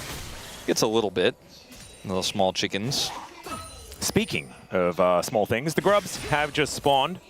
Vision available for Nongshim. It's really frustrating for aiming this situation here, as Jarvan's coming back down, this time with ult available, and aiming still doesn't have flash. Oh dear. Yeah, this is going to be a tough one, as the door is now on cooldown. Ghost they do clears clear out the the wave. wave. Yeah, quite nicely. And they should be able to spot out Sponge there as well. The Hens might be able to clear that ward out, as Cuz takes this as his opportunity to head over towards the grubs. Good but luck. Now they know that he's on the grubs. Good luck down there, guys. I'm taking these. Just try not to die. And it looks like they will Play safe, be bud. fine. It is going to be the Croc camp taken, so Sponge is at least taking something away. I mean, Ghost has ult, so even though there's no flashes here, aiming's just coming back online. I don't think Nongshim want to flip the game on a risky dive attempt. That's a big win for KT, though, because Cuz does get those grubs. Yep. Perfect also knew that Sponge was towards the bottom side, so he gets to farm behind the turret and can get a little bit of extra tempo that way. And he's ahead by about 400 gold. That's a large CS advantage that the Rek'Sai has built up. So utilizing the flex pick quite effectively. Yeah, I think Nongshim kind of walked into KT's plan with this one. You called it out way early that the Jax was a potential flex, and this counter pick for it is not laning into it. Oh, there's an engaged Braum angle. Let's see whether Ghost can find this one, as Lahen's already down relatively low, looking to abyssally dive his way up. But the Relentless Pursuit is named correctly this time. They're going to turn their attention onto Taeun, who gets devoured. Cuz dives on top, and it's Lahen's that goes down. The double tap not actually going to be effective against Taeun there, but the one kill is all KT really wanted from that moment. There's some crystalline overgrowth going to get eaten by Kingen on the other side of the map. Not the cross map that they were looking for. That's really nice shuriken backflip there from BDD. They're not really going to find too much more. KT firing back finally. Yeah, a very big win there on the bottom side. Kill goes over to the Jax, which actually feels pretty fine here for KT. Obviously, aiming picking up would have been better, but just kind of this slow engage you don't expect coming out of the Braum, holding them in place. Lens tries to buy that space, but the wraparound here from Cuz is just too clean. He looks for the ult, saves his AD carry, so at least he got that. but not enough shielding here to survive the damage. As the turret ramps, though, Taeyun will survive. Yep. So at least there is some money in the pockets of KT. 1,000 gold is the approximate advantage for Nongshim, though, and we have 25 seconds on this next dragon. Nongshim with some vision down here towards his bottom side, but KT are not exactly blind to what's going on down there. Especially as far as avenues from mid, as Ghost puts up the door. We'll be able to block the ulti there. Nicely played. If they can crash this wave in. I mean, it's hard to dive now. Again. Oh, yeah, misses the shuriken backflip. Unfortunately, though, does BDD. And does just get out of there. I get the Ghost. Feels still relatively worth, but Sponge is going to try to start this dragon with the bottom 2v2 control they have. Scout can ult back in. Yep. We'll need a taxi, however, but I think that there's just not really going to be a contest here. Lehens is holding this tri-brush, and so I think this is just going to be a bit of a freebie here, the second of the game for Nongshim. Yeah, you can see, we know that the Jax is here, as they're looking for it. Taeyun will get devoured once again, but the Abyssal Dive will be interrupted. He has the big old shield, but I just don't think it's going to be enough. Cataclysm is cataclysmic for Nongshim, unfortunately. As they do get the Drake, but they lose their entire bottom lane. Well, they lose half of the bottom lane and a jungler, and maybe just this bottom lane outer turret as well. I guess they thought Cuz was going to try to make a play on the other side of the map.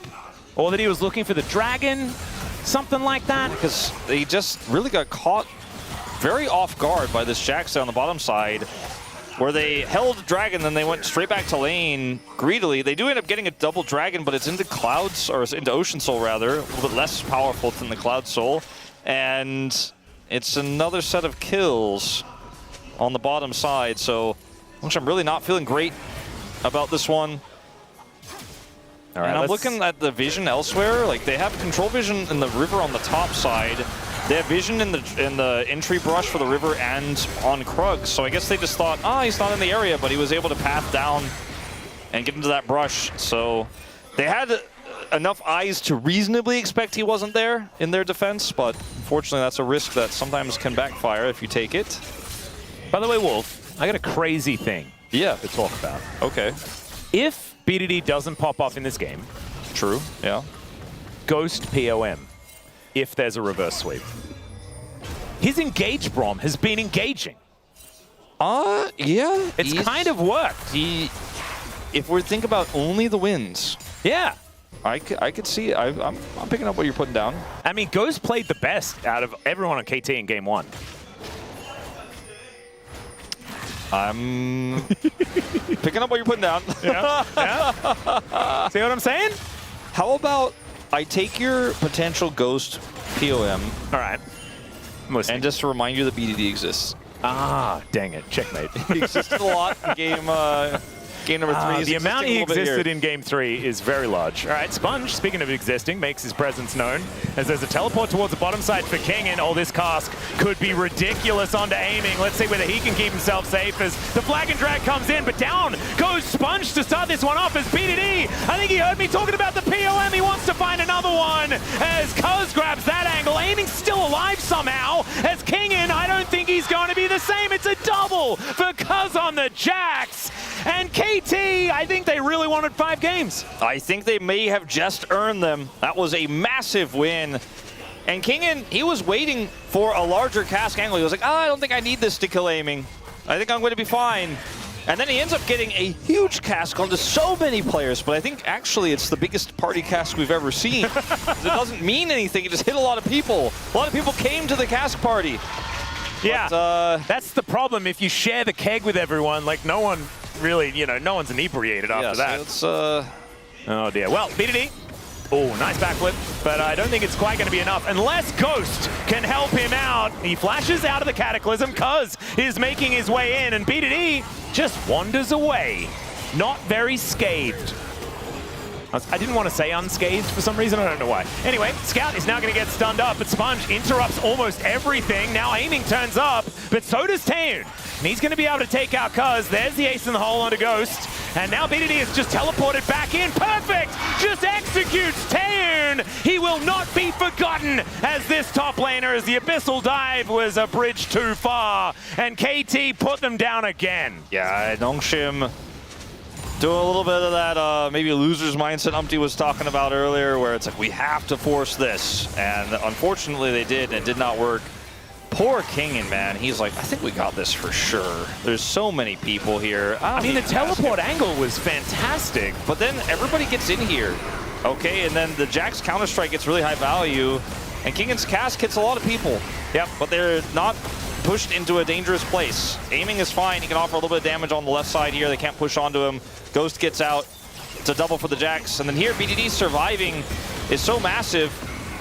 The Braum, not really a big part of this, just uses his Shroud and flashes away, and they don't have range to catch him. Then he's able to teleport back in after healing back up into the mid lane through this control ward that's in the brush. And Nongshim have chased a little bit too far. They end up getting the kill on the Jacks, but BDD is ready to clean house. I have to say, though, justice for Sponge. He found so many great flag and drag angles in that fight. It just wasn't enough follow-up. Yeah. I mean, we're kind of in the Caitlyn trough. Oh dear, Cuz has found another double knockup. Sponge is going to be able to get himself out. Kingen trying to do the same, as Perfect is just on an elevator as he launches himself towards the enemy team. On the other side of the map, though, BDD is taunted. We're going to check that out momentarily. And KT, I think they're going to be able to take this first Ocean Dragon. I think it should be very much theirs, as the Rek'Sai is going to really enjoy all the extra healing hey, true. that she's going to have, and potentially could be a 4 Ocean Rek'Sai as well. And the problem is that it's Nongshim that have a fair bit of the more consistent damage in the fact that they're just wanting Caitlyn to shoot people a lot. We didn't. And so Ocean Drake is going to be very annoying for them. We didn't see the C44 item get picked up here for Taven and spend so much hype around it. Like, wait until Caitlyn played in pro. Didn't pick it. Just went for the Collector first. And a lot of people maybe it goes for it third. A lot of people are talking about how if you build it first, you can kind of get through the trough a little bit easier. There's a little bit of an early spike for Caitlyn. Does sacrifice a mid-game as... There's the backflip connecting, but Scout is going to be able to make his way out. Aiming doesn't have anyone to stand behind. I just don't know how well this Caitlyn is going to work out in this game state where they're 3,000 gold behind. They don't have a mid laner that does damage. Not really, not with this build. They need to basically have nothing happen for the next 15 minutes, and then it'll be fine. KT's kind of making things happen, though, Atlas, including this Herald. Yeah, they're not being very cooperative. That is very true. As Kingen's going to show up, very large health bar here as he looks Perfect on the back line. They pick up the Rift Herald though, and it looks like Nongshim do not have an answer for this. The Yordle snap traps are looking tasty here, Cuz gonna just try one of the cupcakes. And we did see that would be the most not happening I think that Nongshim could have hoped for. Yeah, it was a fair bit of not happening, but it was a lot of KT just taking the stuff. Yeah, they don't want them to take the stuff, so they showed up, but they were like, ooh, taking the fight, that would be things happening, and we can't have that, so we're just gonna walk away. They were supervising KT taking the stuff. Yeah, it's like, okay, and you're gonna bring people to take the stuff. That's a very heavy. Yeah, it's for you to take it. Exactly. As this game, like many of the games in this series, almost feels like an afterthought at this point. Not to say that it's impossible, but it's really hard to play this Caitlyn out from here. The thing is, it is one of these comps where if they do make it to an ultra late game and Taehoon is just a fountain laser with 7 items and things like this, he does have his Infinity Edge now completed. Like, this is winnable because they have so much peel. He outranges everyone on the other side. The problem is when KT is snowballing and there's a Jackson and a Kali that are fed, if you're an 80 carry, you don't exactly have the greatest of times. So still could certainly be a tough one. Justice Punch as BDD tanks up the turret a lot more than he really wanted to. Does still have his Gunblade though. Scout is saying, I can't hurt you, but this turret can, so let me just hold you under it. Yep. BDD has been avoiding a lot of things, but hasn't been hitting a whole lot of stuff either, as Scout, when he does get hit, takes a lot of damage. There is the taunt, as he does look for a little bit more. There's the ulti. BDD just wanted to finish him off, as a heroic entrance is going to be used more like an exit this time. I'm not entirely sure what Scout thought was going to happen there. He's like, I'm going to taunt him and punch him, and he won't get hurt. And he has Electrocute, and he's going to hit me with his Gunblade. Wow, that's a culling. Sorry, I interrupted you by... No, it's okay. That was basically it. That's all he said. That was the end of the sentence. And well, now Shelly is going to say, I'm going to get a headache. I don't like this. And she is, but the Crystalline Overgrowth will give this turret over to KT, extending that gold advantage to about 3,000. And at 20 minutes, that is not bad at all. Perfect here in this side lane, still having a great time. Titanic Hydra now completed. Looking for that second one. Oftentimes it is Jack shows and things like the Spear of Sojin. The item efficiency here for aiming is quite high for him to hit 3 relatively quickly here as the IE gets put together for Taeyun. And there's a threat of this Akali. The Jax is massive in this game. Yeah. And Us has items. like, Kingen can't win this side lane battle. Not that it's the Rek'Sai is going to be threatening a backdoor or anything like that, but he has the ability to flank. He can set up with his tunnels a lot of really cool angles to interact with the rest of the team and even sort of match what the Galio wants to try to do in this team composition. It's just going to take so long for Taeyun to really be able to impact this game. But I think kind of it's just too late. This composition for Nongshim is just not going to work anymore. The problem is, this is KT versus Nongshim. Accidents could happen. That has been the case thus far. Let's just say I'm not going to make any hair bets in this series. Oh, I'm just saying, I'm looking for angles. You know, I got my protractor out. People asked me, do I see the 3-1? I pulled out my magnifying glass. I pulled out binoculars. Wait, is it really that far away? Well, I'm just trying to use different devices to check. Okay, I've like even used a monocle for a brief moment. Whoa. And I'm just struggling to find how that accident would occur, as aiming does have his LDR, like I was saying. His item efficiency here is really high in terms of cost, and we'll have that put together. Yeah. Sponge goes in. They better hope they get something done real fast, because he's not going to last very long, and they do not have a lot of damage. All right, they're teleporting in, looking to try and get on top of this dragon. It has been started already because it's in the area. Scouts moving over. Now the team fight can be dangerous as Taeyun is going to get tagged. Cuz looking for the angle, they get the double stun as Taeyun very far up towards Ghost is now perfect, just dives on in, gets the double knockup. Taeyun is relatively safe for now as there are so many knockups and Taeyun doesn't have enough bullets. It is ridiculous as the KT onslaught continues. Aiming can't even catch up as Cuz is under an inner turret after all that is said and done. Taeyun trying to position incredibly well there. And KT do win the fight well enough here, get the kill onto Scout to just back away and look to start this objective off. Well, I say that. They should be able to take this because I don't think that Nongshim can necessarily walk up without any vision. They were trying to make sure there wasn't going to be like a trade for Baron, but then they realized that there's just no way Nongshim could actually do that, and then they decided to go over and just keep doing that bottom side play on the Dragon, as Ghost is, you know, the one who kind of sets this one up. Aiming is like, I'm not having any part of this. He backs away, starts putting damage into King, and then Taeyun keeps backing up. He keeps backing up. He's like, I'm going to get away from these guys, but there are just so many casualties here in terms of the health bars that it's just not possible for Taeyun to do the damage anymore. It doesn't have his summoner. And it's also so annoying to be Caitlyn into Jax. Because if Jax is the only one that you can shoot because he's the closest to you, and he has Counter-Strike, I mean, you're just doing nothing at all. And it was a very difficult time. He also, you know, face-checked a brush and things like this and immediately was tagged by the Winter's Bite. Being hit by Winter's Bite is just so incredibly annoying if you are the AD carry, because then Rek'Sai gets on top of you, and not only does she knock you up, but she then stuns you after a couple of autos, and there's just nothing you can really do about it. So Nongshim, they are just bleeding gold at this point in time. They're very happy that they secured Double Dragon, because this means that KT don't have an Ocean Soul right now.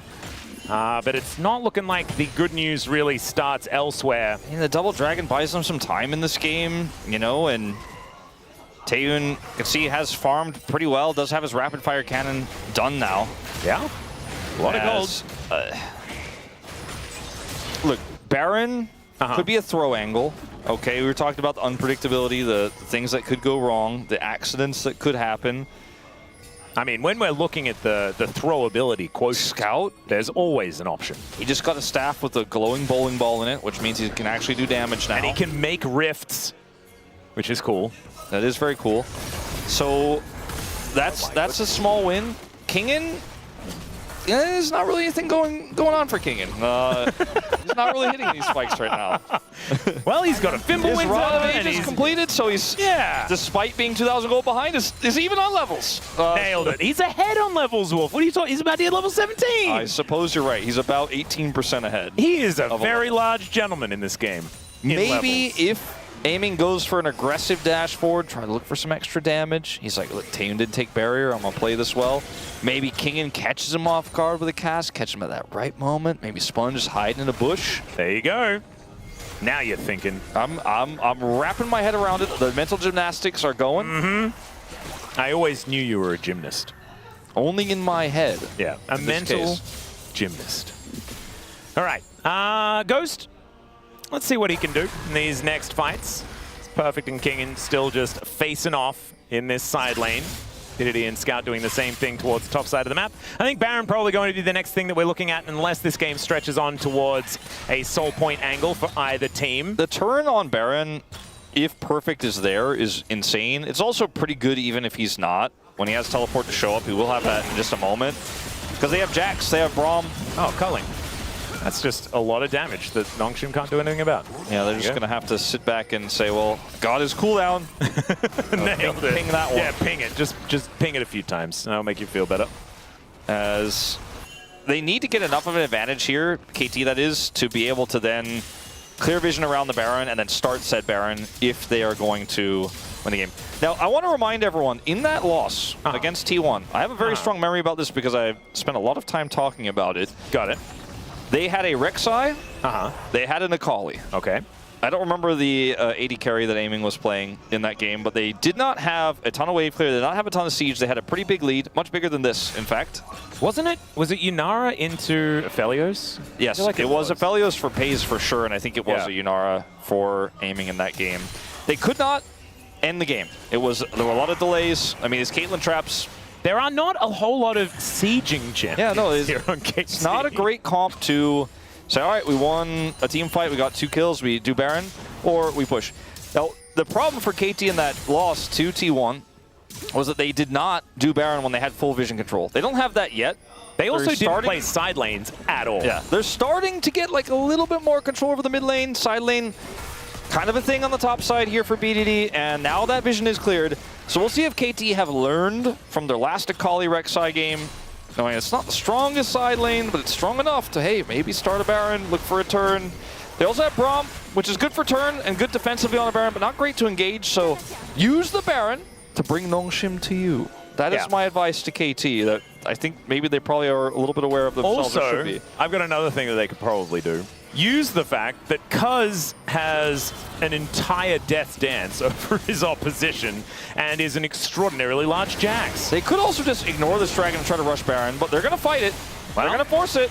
Let's see whether Cuz can get in here. He does actually just wander into the pit, and they look for the backline here. There's the Devour onto Taeyeon. Good knock up there as well, as Taeyeon's able to take down this Rek'Sai. He's one away from getting stunned, but he gets himself out. Never mind. Perfect execution from BDD. And now it's KT's turn to launch their salvo into Nongshim. Shuriken backflip is obviously going to land. And he looks for the 5-point strike as Lahen's just barely able to make his way out. Leap strike onto Scout for Cuz. And the dash forward isn't exactly what Aiming was looking for as he flashes out of the way of the tongue lash to keep himself alive.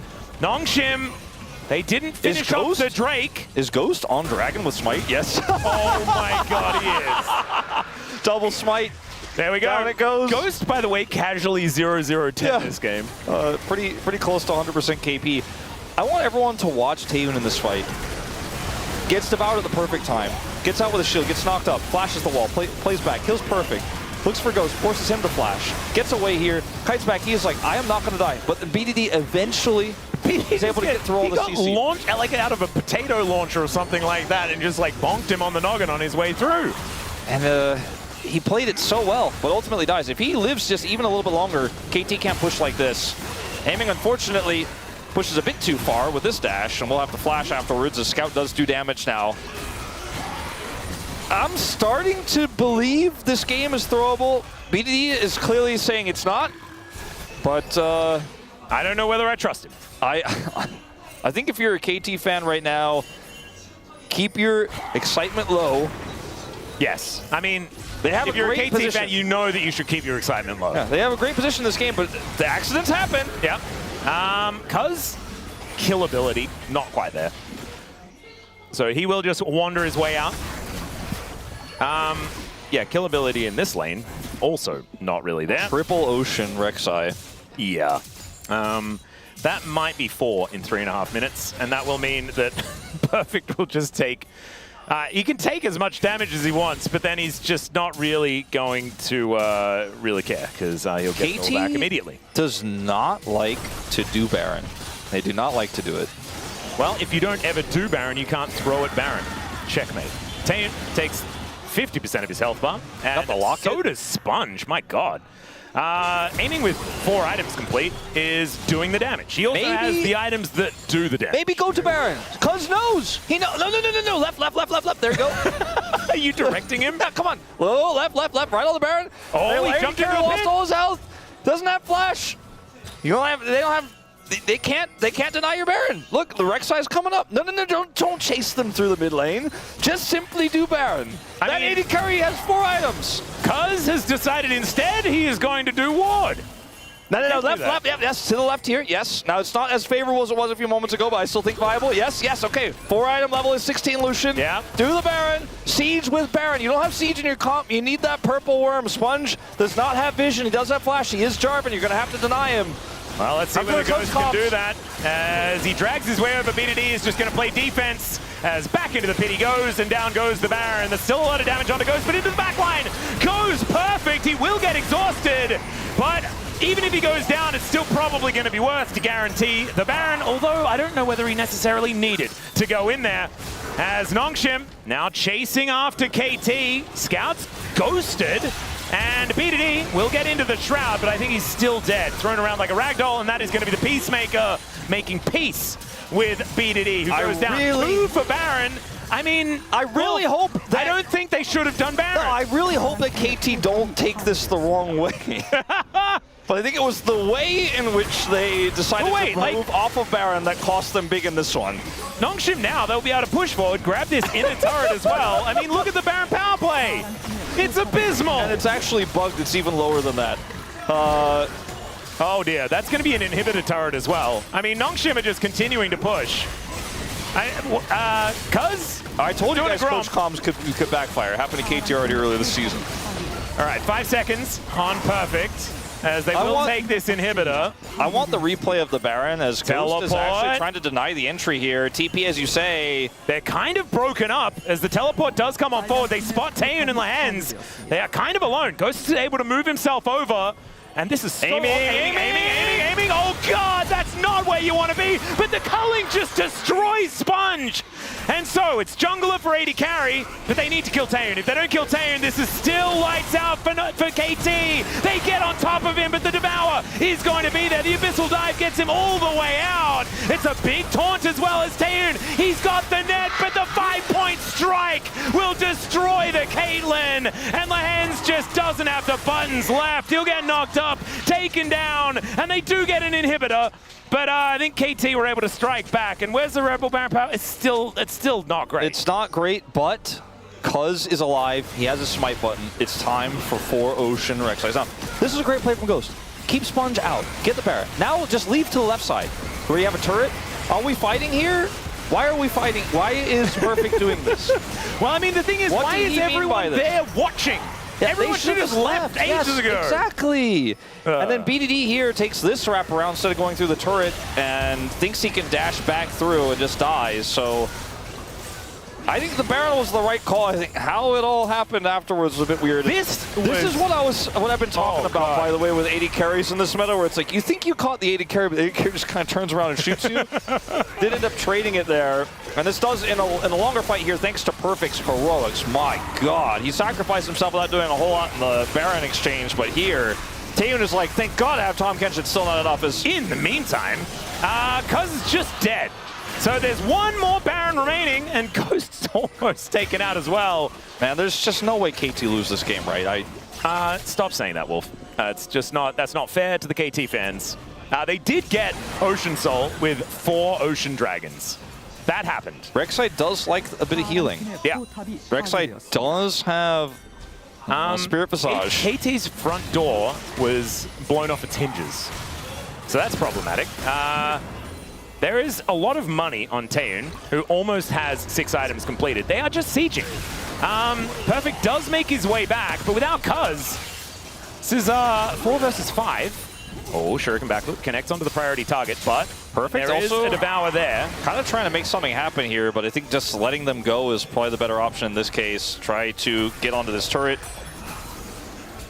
This Aiming KT has a comp GA. is so incredibly all in that they, like, their It's just so counter janky. siege just doesn't exist. Yeah, it's so janky. Like, it doesn't actually do a whole lot unless it can get backline access. And Taeyun is, like, remember what you said earlier about, like, if they just have infinity time, I guess, you know, Taeyun will get there. He got there. Yep. Now he has a ton of protection. And this Akali that was super ahead early on, still 1,400 gold ahead, but that matters much less at 36 minutes in, just cannot actually assassinate people. Oh, Kingin. Not allowed to go home. Not the killable one. So Taeyun does complete 6 items. Does have his Maw of Malmortius completed now. Let's have a look at what happened here. I hope the bad guys aren't there. Yeah. Oh, bad guys no, were they're there. Oof. They were really there. They were right there. In fact, there was vision that they weren't anywhere else. Yeah. Or at least they didn't know that they were anywhere else on the map. Like, they weren't in the top or bottom lanes where those lanes were. The Siege minion here, the super minion in the mid lane, will give Nongshim a decent amount of prio. Oh my god. Ghost, we need to use the door for those. Stand beside me after taking a shot. Yeah. At least BDD just gets to wander away and get all of his health back in like a couple of seconds. Did elect to go back home. Doesn't quite have Void Staff complete just yet. I mean, look at the items for Scout. He actually is a real carry now. Like, he is huge. He's level 18. And he makes mincemeat of the Akali. If he gets a multi-man taunt, it is just GG. Taeyun just ghosted. So I'm a bit confused as to what's going on here. The Baron's up in 35 seconds time. We're not really fighting for too much right now. But it looks like both teams really want to fight. There's the culling. Lahens gets a back massage, but didn't really like it. As Perfect takes a lot of damage. That is a teleport that's very short. What is happening? The weirdest game ever. It's okay, yeah. Perfect taking a fair bit of damage, but KT now has a minion wave. They take down this inner turret as now Cuz, with his counter-strike, is able to walk up to them, but decides not to fully commit. They're like, the only way we can siege is we get behind them. Well, there's a cast. It's going to work out really nicely, but only onto the tanky members as BDD still biding his time. Engage! Braum launches forward, and down goes King to start this fight off. And now Ghost just tries to tag Taeyun, and he gets it! Down goes the Caitlyn, and it's a double here for aiming. That setup was absolutely ridiculous, but in the end, KT with a team that came out ahead. Now looking for that one minion. I think that's what Scout wanted to get, but there's still minions behind the rest of the team. Wanted to try to hold the wave. They will not be able to do so. That's GG. KT finally do it.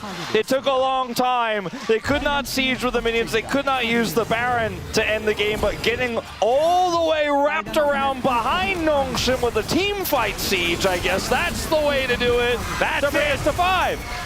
Oh my goodness, cue up the silly version of Silver Scrapes as the Nexus goes down, and KT make Hanwha Life Esports just that little bit more nervous at this point in time. Obviously, Hanwha are both KT's biggest fans and worst enemies, because if KT wins, they save HLE. That did not bode well for KT's average game time, but less important now because they ended up winning 2 games in this series. I was about to say that at the beginning of the game. I'm like, what if this is a really long win? But then actually that tiebreak scenario is no longer actually real. Now, like, if we go back to talking about all of the possibilities, even if KT lose in this game, if Genji gets a 3-0 in on Sunday's best of 5, then HLE are eliminated from. I don't even, if this is what Game 4 draft looks like, I don't even know what we're going to see in Game 5. I have to give a shout out to one member on Nongshim who I think played incredibly well. There were just too many threats, was Taeyun. I think he had a great game. It just wasn't enough.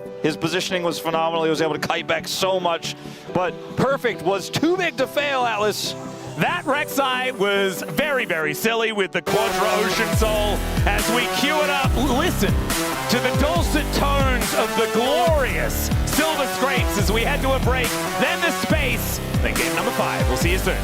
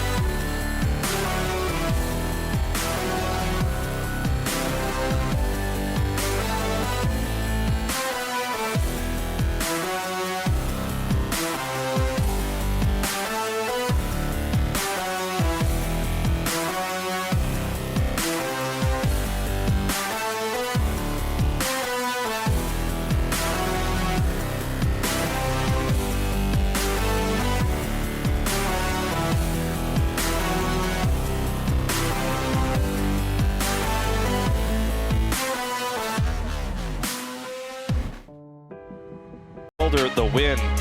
Yeah, and I'm actually a little bit confused about the first pick decision here for Nongshim, because I feel like as you get deeper into Fearless, those very strong standalone blind pickable champions just tend to be gone.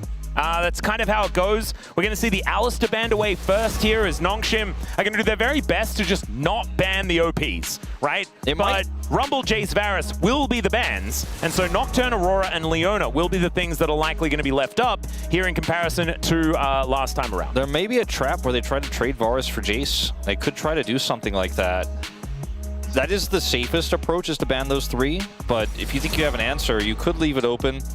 Instead, they will ban it. Gwen is gone, so, and with Varus banned, Sion feels very safe. I think one of they might be fishing for that as well. Oh, Zoe going to be the last ban here.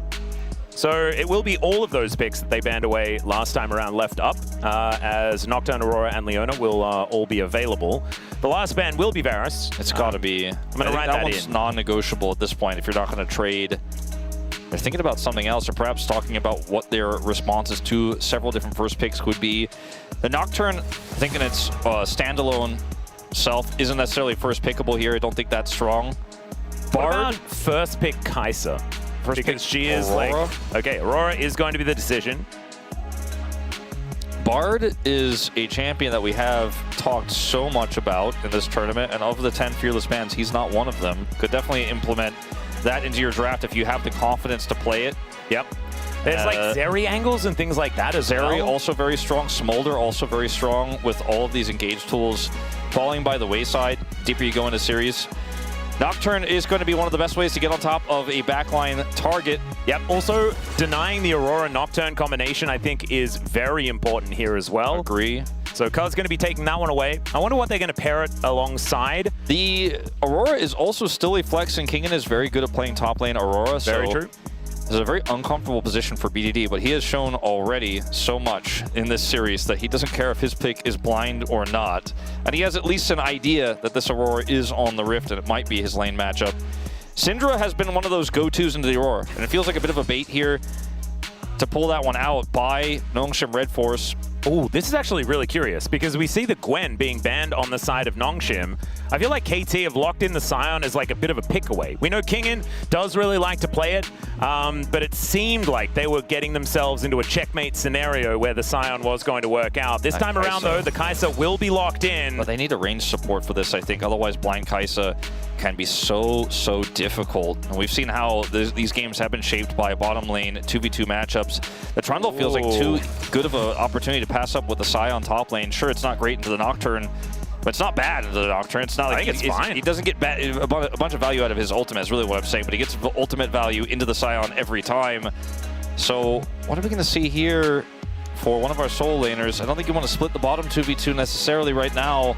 Well, Rakan is a whole lot of value, so I wouldn't mind locking that one in here for Ghost. Ghost Rakan. We're So- rolling the sleeves up on this one. I think, you know, the Xayah is going to be banned, ladies and gentlemen. That's what we're going to see. Obviously, going back to, like, even as far as 2017, Kai'Sa versus Xayah has been, like, one of the most common matchups. Obviously, Ezreal versus Kai'Sa is another one, but Kai'Sa and Xayah have been hand-in-hand for many years. So that one will be banned. What else is going to be taken away is going to be the big question. And what is BDD going to be playing? Caitlyn's gone. Leona is the counter to Rakan in this setup here, so I think that makes a lot of sense. But would they be willing to ban something like a Ziggs? Like, Ziggs Rakan's not really a thing. What is going to be the AD carry they want to try to win this lane with Misfortune? Because Xayah's banned, right? We're talking about the second AD carry ban here for Nongshim Red Force. Maybe they just don't ban an AD carry in that final spot at all, but maybe it's just Zeri. Zeri Nocturne is actually kind of interesting. And Sion, and then BDD plays any sort of scaling. Yeah. I guess that could be the game plan here, and just what if they just aiming. Could you just zig Smolder with this? I think you could, but it is very difficult to pilot. But you have enough defensive tools that maybe it works out. Smolder is so incredibly strong in drafts like this when you just can't get to him. Like, the Aurora is going to struggle to do so, the Trundle's going to struggle to do so. And it's a fairly safe lane with the Rakan, if it's played in bottom lane, of course. With the Rakan here. taken away. Zeri's gone. That's what you were alluding to earlier. Misfortune doesn't feel amazing here, but it has been... into Pillar feels terrible. Yeah, it has been a pick that goes into the Kai'Sa a lot. It's just something that Aiming has... I think about it when I think about Aiming's landing into Kai'Sa. That's the first pick that comes into my mind, even though the conditions aren't necessarily perfect for it here. It also means that there's not a lot of consistent damage. It's not the AD carry that has damage through the roof, so BDD is going to have to play something that has a lot of scaling power here, you have to imagine.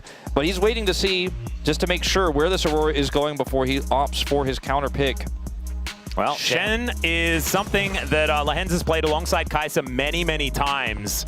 It's been a big favorite of theirs. As Olaf into the Scion here for Kingen. All right, that is a gauntlet throw if ever I've seen one. And could be a very difficult time here for Perfect. As BDD thinking about getting out his signature Syndra here in game number 5. I mean, but the Aurora can just, if she survives the lane, can do so much more, I think, than the Syndra in this draft, and the Olaf can just run at you. And there's just not enough consistent damage in this draft here for KT to make me feel like this worked out. I think you either had to go Syndra plus a more scaling AD carry, a safer one, especially into the Trundle, like a Zeri, which banned, of course, but anything else, even the Smolder, I would have liked more. The identity of this draft for KT is so tricky. Like, it's press Nocturne, ult, and then either try to ult a target that will just be properly Shen ulted, or just try to defend your Misfortune to make it difficult to outplay the ultimate with a Rakan setup here. Very, very wonky. This is a classic Olaf angle for someone like Zeus, right? We've seen Zeus countless times in late Fearless pull out. Reminds me of Shiu as well. Shiu occasionally will pull that one out. We have seen Kingen do it too, but that pick, I think, is really one that I go, wow, that's a clean Fearless draft. That was a smart move. Like, that's definitely a really solid angle here. Whereas the Misfortune and Syndra, I feel good about the mastery that both of these players have on it, the comfort that they have on these champions, but not necessarily about how well it works for their composition. Well, let's just see how it does go. It's a beautiful Trundle angle here for Sponge. I think he might be the main character in this game for Nongshim if they can find it. But it's game 5. Anything could happen, and we'll just have to see whether it's Nongshim able to stop the reverse sweep or whether KT are going to be able to save Group Elder.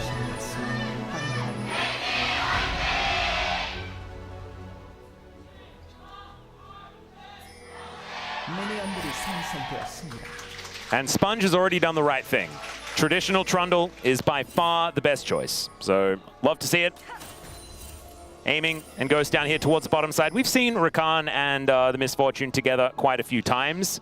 I think that, I mean, there are angles for the Misfortune to work out. I do think Pillar is so annoying to play into because she starts channeling her ult and then you just press Pillar.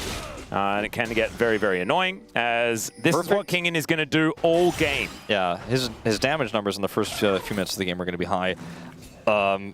Also, Perfect is a bit too young to have played into a ton of Olaf, you have to imagine. Yeah, I'd assume so. So that's kind of a fun concept to think about here. So we do have another pause. Hopefully something simple. Yeah, we'll get you guys updated as soon as we know what has happened here. As maybe some batteries have run out. That could happen. The series has gone on for quite some time. But having a look at what's happened just yet, no real accidents or anything like that. We're going to be popping out to check on some fan signs and things like that. We will still no word as to what has happened just yet. Having a look at where the referees are, I don't see them.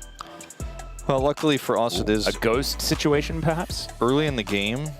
Hopefully it's not a rune issue. Oh, Ghost has a connection issue, ping issue. So he is probably just going to turn it off and on again. Yeah, it's probably just going to be a network reset for him. And so we are playing in this environment. Ping is very abnormal to see and very easy to fix, generally speaking. It might take a few moments for us to get everything reset, but luckily this won't really impact the nature of the game. Yep. Lehends in good spirits here on Lehends. Yep, having a bit of a giggle. And obviously, the, I don't know, maybe you haven't been watching Lehends for a while, but Shen was one of his signature picks, going back even to his Griffin days. And so certainly something that he always has in his wheelhouse. Could have gone towards his Elise as well, but decided instead to go for something a little bit more defensive that can play around the map very effectively. Yeah, it's almost like this pick is becoming more iconic than his Singed, even though Singed is like so niche, very rarely viable. It's like not fair to compare them, but if KT wins this game, it will put Group Ilder at 16 points, meaning that even if both T1 and Genji win their matches, their group will lose and Bro will be eliminated. Oh, well, we're back in, and Aiming has already has to use his flash, so that's not exactly the greatest. It's perfect. It's standing on a wall. Oh, God. This doesn't look like a whole lot of fun. As Kingen did walk over and take a minion, and that gave Perfect an ability to wander back towards his turret. He's just not having a very good time. No, he really is not, and he will continue to not. Yeah, Kingen is just giving him a red card over and over again. He will keep throwing those axes, and then he will pick them up and throw them again. As Aiming is not going to be throwing a whole lot back here. We'll get under his turret at least. That looked very weird. I just walked up to see both of the Nongshim bottom lane just hanging out underneath the turret. Sponge moving down towards the bottom side, Cuz moving the opposite direction of his bottom lane, so Aiming and Ghost not going to get bailed out anytime soon. I'll watch the replay. Flash taunt. Oh, right. So it was a flash invested by Lens. Yeah, they both now are flashless, but it ended up getting them a pretty significant tempo advantage here. Always great if you can get Kai'Sa any freebies in a matchup like this. The Shen pick makes it a little bit tougher to just say, I am Misfortune. Kai'Sa lose lane now. Ooh, Kingen not having a great time here against Perfect. Is it flashable? It is not, because the flash was used by Kingen. Still, that is great news for the Scion, who was having a very rough time earlier on in the lane. Yeah, might need a replay of some of that trading pattern. Yeah. And Kingen might have just taken a big Q or something like that. We came into him taking a few autos. We've seen this before. As Ghost is going to try and get himself out. The Grand Entrance does have the Gleaming Quill.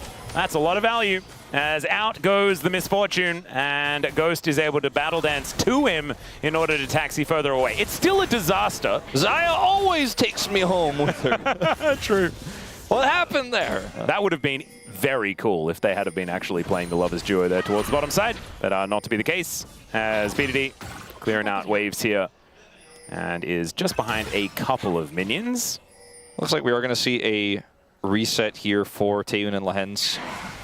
Bit of a later one for Lehens, actually. Maybe not. Let's see whether Aiming decides to walk towards the brush. Yeah, surely they wouldn't be waiting in there twice in a row. Yeah, I'm watching the minimap with great interest, let's say. Trying to see what happens there. Nothing really does amount from it. And this is crazy. Perfect has a flash and teleport advantage in this lane. I was never expecting that to happen. Especially after he started the lane off by pressing shield and kind of ducking and covering. After the ward was spotting him in the alcove. Well, I was going to mention BDD in this matchup. It's one of the matchups you feel really good about when you're playing into Aurora if you can hit everything. BDD so far is doing just that. Oh, well, Lehens and Taeyun thought that they were playing aggressively, but now Cuz is going to make his way down. Lehens, remember, does not have flash, so he's very, very dead. Unfortunately, the Twilight Refuge is not a refuge this time, and First Blood goes over to Cuz one more time. Twilight Refugee. Yeah. They did not have vision in the river. And also, I don't think you expect the pre-6 Nocturne gank to come in. But it did. And also, you know, it accelerates him. The ultimate hunter thing that Orcs loves to talk about. Oh, God. We'll probably mention again that his first ultimate will have a reduced cooldown. And hopefully for Cuz's case, he's hoping that gets him a second stack to then further snowball his lead. I don't think it will, actually. From what I'm seeing. But Nongshim are going to try to get back on the horse here. They still have a decent CS advantage, and it was only an assist going over to Aiming. And so therefore, it's not quite as much as BDD. Doing a fair bit of damage here to Scout, but does now hit level 6, and that's why Scout threw out the ultimate, understood that he had the level 6 advantage. Kind of wonder now, you know, we saw this Misfortune come through to try to, in part, and in large part, win the lane, but Lehens pulls his Shen outright, and despite the fact that we did see that kill back onto Lehens, so a significant CS advantage here early. They get first Dragon out of the prio. And as a result of this, what does this Misfortune do now in this draft as Ghost? What does he do when dead? Yeah, well, he's going to see what he can do. Lehens is dead as well. So it's going to be supports traded. This time, Aiming picks himself up a kill. And it was unfortunately Lehens that got the kill on the bottom side. So Nongshim still a little bit worse for wear after that one. And Perfect, because he had teleport advantage, could come down there and try to impact that play. Does pick up an assist and then head straight back to the top lane. And also it's a BF sword purchase here for Aiming as well. That's a pretty big back hit. end of that. Not bad. Sure. Definitely a huge trade up for KT Rolster because of where the kills went. Still, the CS is kind of a disaster here on this bottom side of the map. Taeyun is eliminating more minions as this wave state is disastrous for KT. Question still remains, how does this misfortune team fight in this draft without, you know, a Rel ultimate, let's just say. Like, the Rakan ultimate can certainly help set this up, but playing into the Trundle, you mentioned it several times, is very annoying. Can just be interrupted, and it's very difficult to get away from a Trundle. So we'll watch this one more time. Lehens and Taeyun flashless still, but Lehens goes in, gets the taunt. Burst damage is there from Taeyun, but in live. Well, we're doing the same thing here in live, but it's Scout moving down towards the bottom side. There's a Paranoia onto the Aurora. Dustbringer hitting absolutely everyone, but KT realize they do not quite have the DPS. And everything burnt here by the KT bottom lane in order to make that happen. Taeyun and Lehens still with flashes available. And so KT going to be on the back foot now. Absolutely. That first dragon is going to be really strong here for this Olaf as well. The first mountain they pick up. Ooh, is it another Cloud Soul, Earth, Wind, and Fire? It could be, which would be pretty bonkers with all these really important ultimates that give a huge benefit to anyone who goes faster after pressing them. Yeah. Actually, kind of massive value here. Also could be insane if it's Hextexel. Oh, true. There's If a it's lot of Ocean, big I'm ones. like, Yeah. Not another Ocean. Surely it's not going to be 2 in a row. Well, we've never had those before. It's Apart Ocean's the from new Chemtech. all of the time. As Wow. Ghost unfortunately tried to interrupt and tried to intercept, sorry, and didn't manage to. As Lehens now is Stand United available, we'll be able to get around this map and help out his teammates. Could be an option to just dive on top of the Olaf, give him a big old shield, and then deliver a Shen for a little bit of extra CC. Sponge over here has started up these grubs. Pretty difficult to contest without Paranoia. Yep. I just don't think they can. And with the prio that Scout has, you can just come over here and kind of bodyguard, make sure that there's no rotation over from BDD. Just simply no play to be had here for KT Rolster. Should be all three going over to the side of Nongshim. Yep. Lehens also, with his ult, it's like, you know, there's really nothing you can do. Well, Scout of the Week just barely not landing on towards Scout there. CS advantage just slightly for BDD in the mid lane. Top side of the map is where the gold lead is for KT. Outside of that, it's Nongshim with advantages, but things all tied up as far as the global gold is concerned. Perfect just waiting here. Hexplate done now for Cuz as he does go back to base. As Dark Sphere will be avoided there by Scout. Not that time though. The cooldown boot's going to give BDD the fastest route to stacking up, putting that pressure on. Getting as many splinters as he can. He did take Ghost, but because he's BDD, I'll allow it. Yeah, well, I mean, you always take Ghost when you KT. Actually, no, you don't. You Well, sometimes actually, take about Polar. half of the time. Yeah, that's a good point. If I'm honest with you, Alice. Yeah. This series, though, it was, what, like 80% of the time? 80% of the time. There you go. In terms of mid laners, like, yeah, it might be 60% of the time they took Ghost this game. I actually don't remember. It's been 5 games. I'm not going to go back and check sums on that one, but I know he took Ignite one time. I think that the lane in the mid lane, or the 80 carries in the mid lane, will be where, speaking of having fun, I was going to say where we see Aiming start to have having fun. more fun? He's not really having the fun time, is he? No. Swifty's here for Perfect as he kind of just runs around. And avoids getting slowed down too much by Undertows. I actually really like the Swifties buy. He's just getting grassbacks to proc, and he is just kind of sucking the life out of King a little bit. Lehens. Wandering towards a Rakan, but Battle Dance is going to allow him to get out of there. But I think Aiming is going to have the most fun when he is unleashed to play in the mid lane, gets his Bloodthirster, and can just kind of chunk the enemies down and push those waves and hope to help play around this Nocturne priority on objectives later on. This Dragon is not one of those objectives. Ghost, this is not the time to go in. Nope. Well, he is just going to get himself out, not interrupted by the Pillar of Filth, as BDD, thinking about pressing an ultimate button, has a lot of orbs as Scout of the Week comes through, but it's just not enough damage. And for those who did watch that Genji semifinals was a Syndra game where he started off massively ahead but did not finish it off in the end against CDG. Was a lot of BDD fans' probably lowest point pre-Nongshim, which we won't talk about. He did have an absolutely incredible Orianna game or two. Cannot believe he wasn't in the World's music video the next year, but anyway. The Ghost is putting himself in harm's way, but he keeps just getting out that slippery Rakan. Yeah, thankfully he's playing Rakan this time around, so isn't just going to be wandering around and then feeling a little bit silly. This time he's just going to get taunted. And there's a blast cone in. Battle Dance just kind of condemns Cuz here momentarily. He does have paranoia. He presses the button, but unfortunately, he is just dead on transit. Cuz is like, Ghost, man. Yeah. I'm not trying to blame you, however. Play safe. Play safe. Yeah, if we could just, like, let's not have a conversation about responsibility right now, but it wasn't me. So much like, you're like, yeah, luckily he is playing this champion. He's got his buttons, and he's not going to go back in. And then he does not have his buttons, and then promptly goes back towards the enemies. Yeah, this is the problem. As it is a Cloud Soul. There we go. All Third one right. today. Oh, man. Feels like my birthday. Well, the double dragon start here is not good for KT fans, or Hanwha fans for that matter, at this point. For KT, though, if you're a KT fan, it unlocks the Quadra Cloud Soul, which is very cool. So it will require them to get some dragons this game. Yeah. But it is on the table.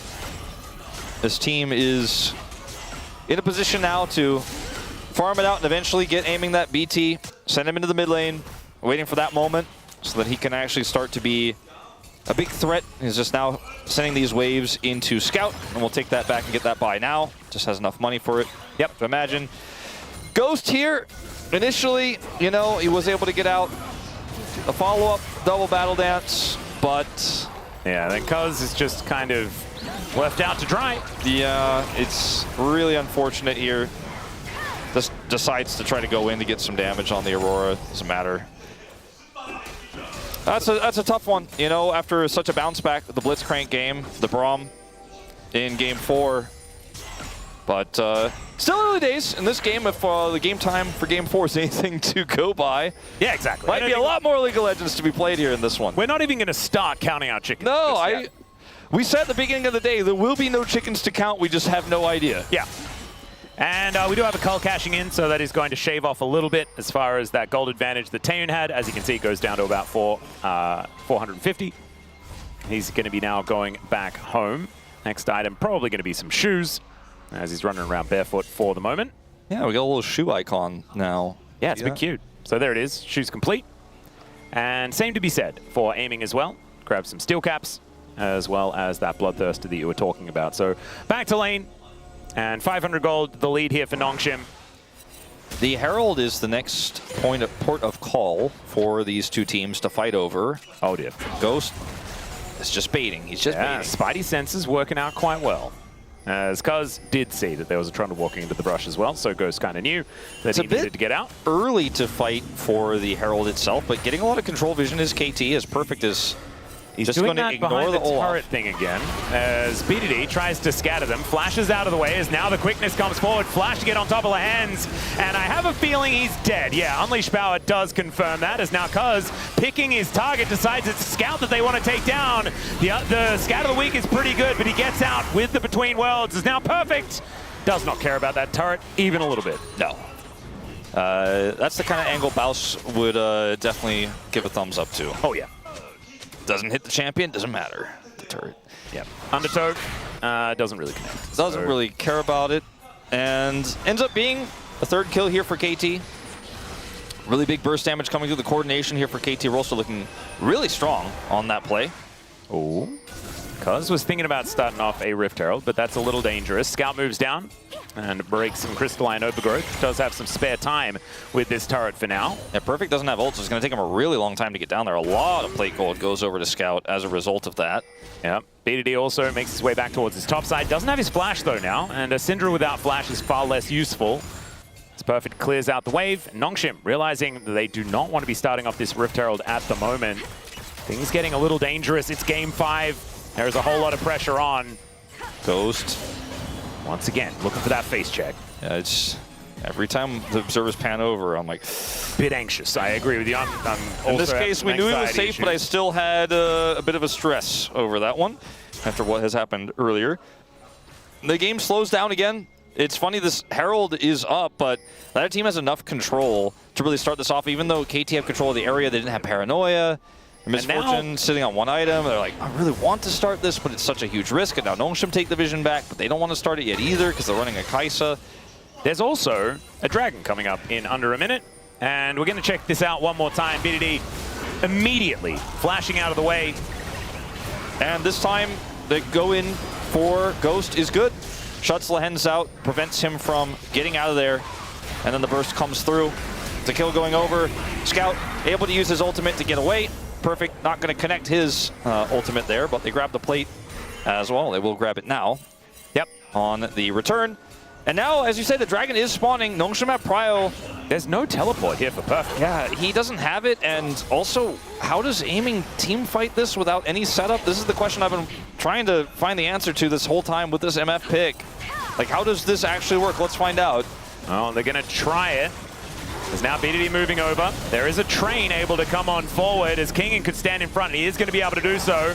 BDD over the wall. It's not going to be the steal, so there's Soul Point, but the Paranoia dives on in. There's the Fear Flash out from Taeyoon to keep himself safe. As KT still looking very healthy in this fight, but Nongshim, they can just back away. Yeah, they do not need to do anything else. They got the Soul Point. They're feeling good. They got their prize, absolutely. And they also got Perfect's ultimate. And this turret, actually pretty defendable as well. Yeah, they totally fine. Just kind of die. KT definitely wanted more out of that, but they just didn't have the reach. You know, they weren't able to contest for the smite. And then, you know, the Misfortune ultimate was in the right direction, but it's not able to do enough damage to threaten a kill. Speaking of threatening kills. Yeah, Between Worlds comes on forward here as BDD just dodges everything. That's why you take the Ghost, baby. Just don't get hit. I'm just not going to comment. that was I'm not going to let my personal feelings get in the way. That was purely for you. You're right. Yes, exactly. The Ghost was utilized correctly there. He kind of wishes he still had it.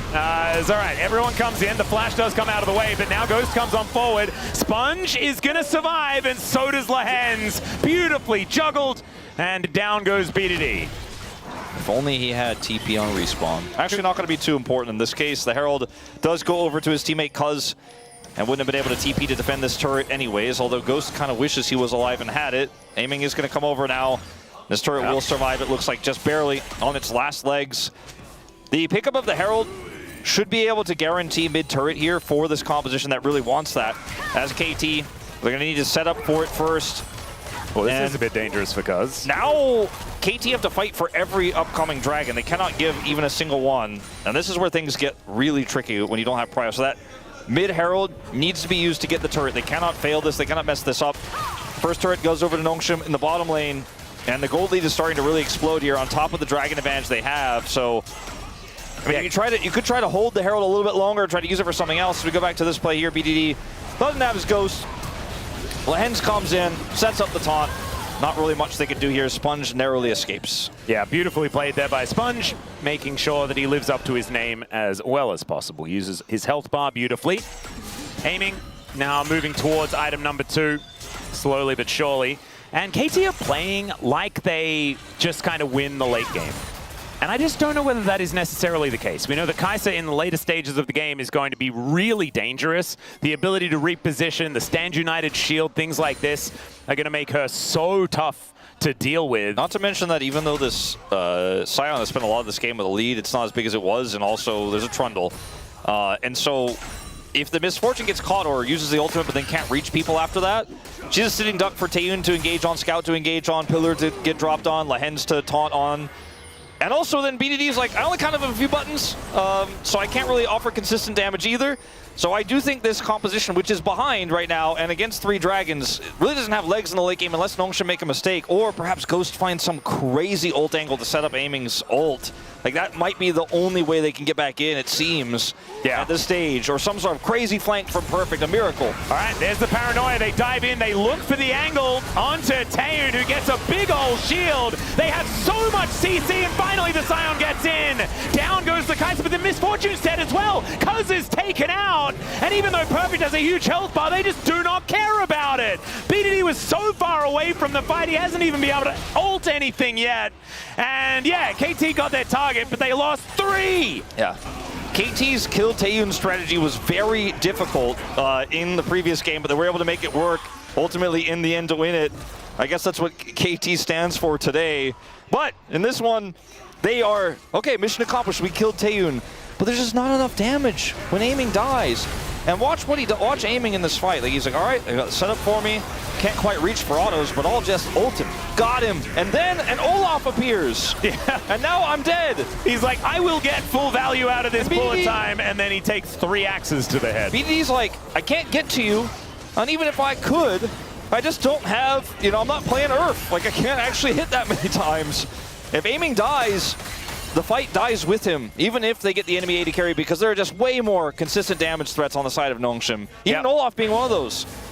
I didn't like the Misfortune when it was picked up, and I continue to dislike it. Let's see whether aiming can change my mind as this series goes on. Shadow Flame done here for BDD. Massive amounts of burst damage available for him, but just don't know whether it's going to be enough. 2 items are also done here for Cuz.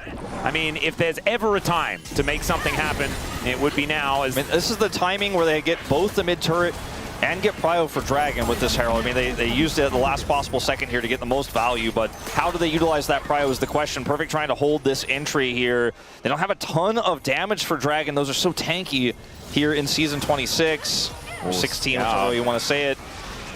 Moving up the river here, as Kingen going to join in as well. Scat of the week on to Lehens, but he doesn't really care about that one. Pillar goes down. Q not going to connect there from Perfect. Big health bar, though. You can see this Scion. If they can actually play around Scion in the front line, then KT can get some work done. Trying to zone Lehens away. His ult comes up in 5 seconds here, and then he will be able to go wherever he wants. Scout, big angle here for the flank. Has a blast going to get himself into the back of the pit here at the same time. Aiming got to be so careful. Yeah. That is a nice double up there to get a bit of damage here onto Sponge. They look for a Paranoia. Flies in. That is going to be the steal away from Cuz. Can they find Morva is the answer. As BDD is dead. Aiming's dead. Cuz taken down. And Ghost and Perfect, the last men standing. Perfect, though, he's going to get run down, turned into a zombie. And even Ghost is likely to die. There it is. It's an ace in trade for just 1 Cloud Dragon. As Nongshim, I think they should be able to take a Baron. And all Elder Group fans collectively look at this game and just feel tragedy has occurred. Oh, yeah. They were so close to the reverse sweep. They were so close to bringing Hanwha out of this desperate situation. And a series that matters very little for Nongshim. They are fighting tooth and nail to win this 5th and final one. Watch this angle for Scout as he gets on top of both carries during the Paranoia here. And there's just no peel for this Aurora. Look at this. Gets on top of BDD and aiming. The burst is real. BDD has to flash. Aiming is collapsed on then by the Shen. And then this Olaf. He just is like, all right, the more you hurt me, the better it is for me, baby. Like, we were watching the top side of that fight talking about the carries, while on the other side, Olaf, 1v4, absolutely yes. Oh, it was disgusting. Gets the Shen ult as well in the end. 잡자 이거. Like, Lehens didn't even need to use the Shen ult to kill the enemy AD carry. 뭐냐고. Yep, and Taeyun having a pretty good time. As I think as soon as BDD and aiming went down, it was kind of over. But King, and also the fact that he survives, man, that is insult to injury. And that also means 7,000 gold, the advantage. Red Bull, Baron power play, putting 2K into the pockets of Nongshim already. And I did kind of feel like things were going better than I was expecting for KT. That is no longer the case. It is now looking very dire. I mean, I don't want to overstate it, but the draft is a huge problem. And we talked about how in the early parts of the series, sometimes you don't want to put too much stock in draft because it's two viable compositions, right? One might have an edge, but they're both incredibly strong. KT's comp has so many holes, and they are being exploited so aggressively here by Nongshim, by Lehens, by Scout on the flank. And I think that was the last hurrah, the last chance. They got the Dragon, but they lost everything else. Scout of the week doesn't connect on to Scout, but they do dive on top of him. He goes golden. He's buying so much time and goes between the worlds. There is the unleashed power, but it's not enough damage. And the killer instinct from Taeun gets him into the backline and blows them up. Nongshim are looking to cancel this reverse sweep. They spend a little bit more time here today, but it's looking like it is not quite enough here from KT. Not enough, and it looks like Scout's perfect record against BDD will continue. Nongshim with a fire restart to the series. Bit of a hiccup near the midway point, but now poised to end it. Well, here's the last hurrah. Oh my god, aiming just gets obliterated. The Nexus turrets follow suit, and it took him a while, but Nongshim do it in the end, taking down KT and keeping Group Baron alive here in the LCK Cup. And now you're not in control of your destiny if you're KT. If you're Hanwha, you are, but you have the toughest opponent left in Gen.G. This win would have just gotten both of them out of the hole, would have given Elder enough leeway to where even if T1 and Gen.G win the remaining matches tomorrow and the day after, they would still be free, but that is just no longer the case. Oh man, and the story of BDD versus Scout continues as Scout reigns supreme once again in a full series. Let's hope that that just continues forever, that we just get full series between BDD and Scout. This was a whole lot of fun, very weird.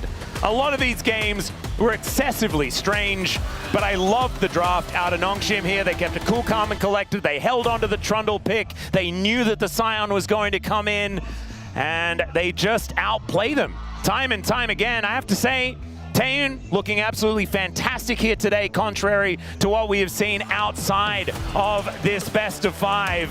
Well, let's hope that that continues here in the LCK Cup for the Nongshim fans. Classic Lehens feeling pretty good after getting a Leshen's performance in. He really loves to play it. Lehens has always been just one of those players that's so fun to watch, no matter how many years go by. And I'm pretty sure that the wise words of Obi-Wan are ringing through a lot of people's ears as he heard a group of Hanwha Life esports fans cry out in terror and were suddenly silenced by Nongshim Red Force here today. Isn't it crazy that Zeus, Kanavi, Zeka, Guma Delight might not They might be the only team Sunday eliminated. That's right. Might be the only team that does not go on.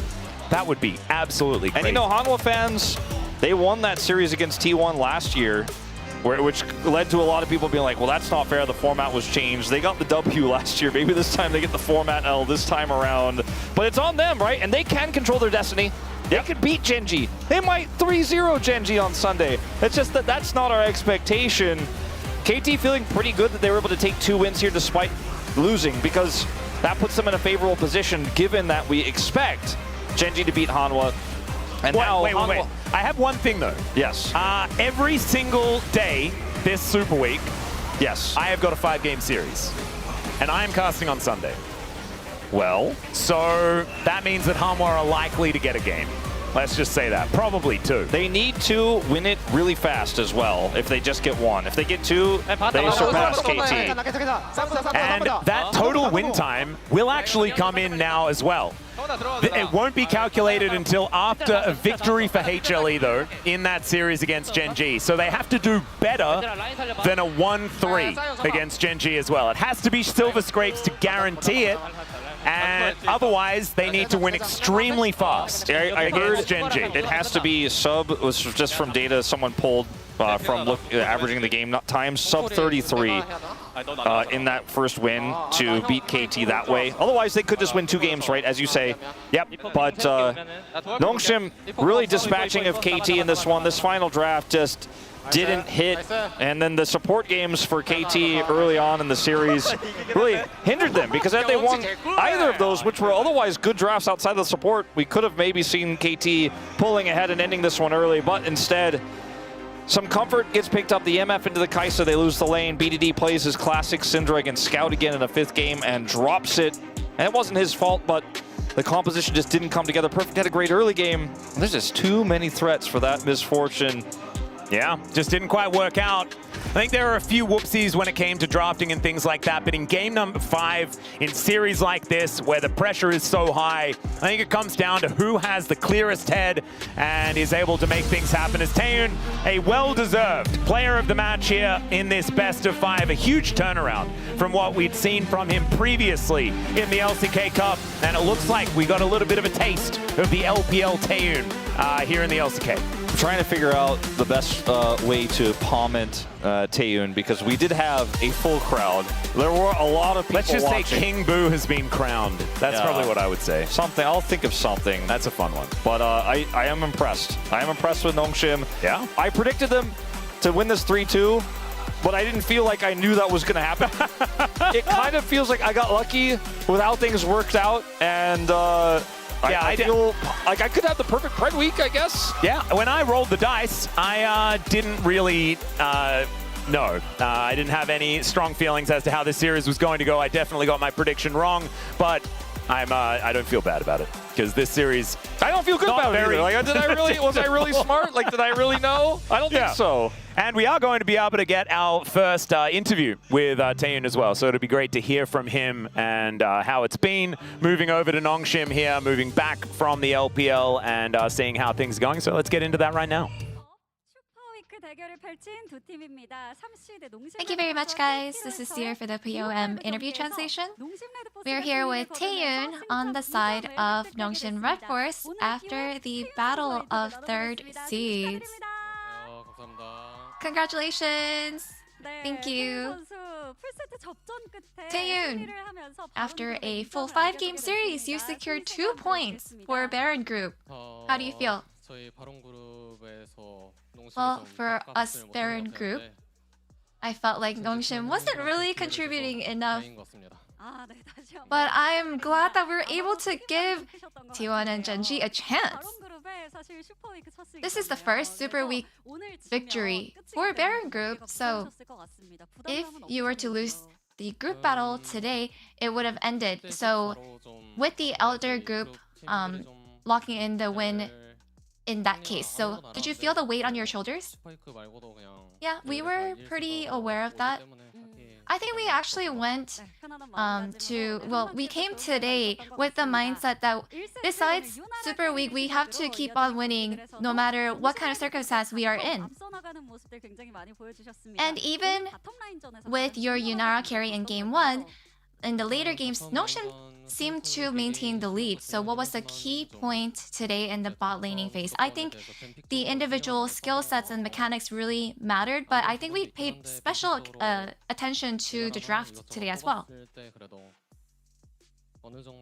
And I think just being able to pick up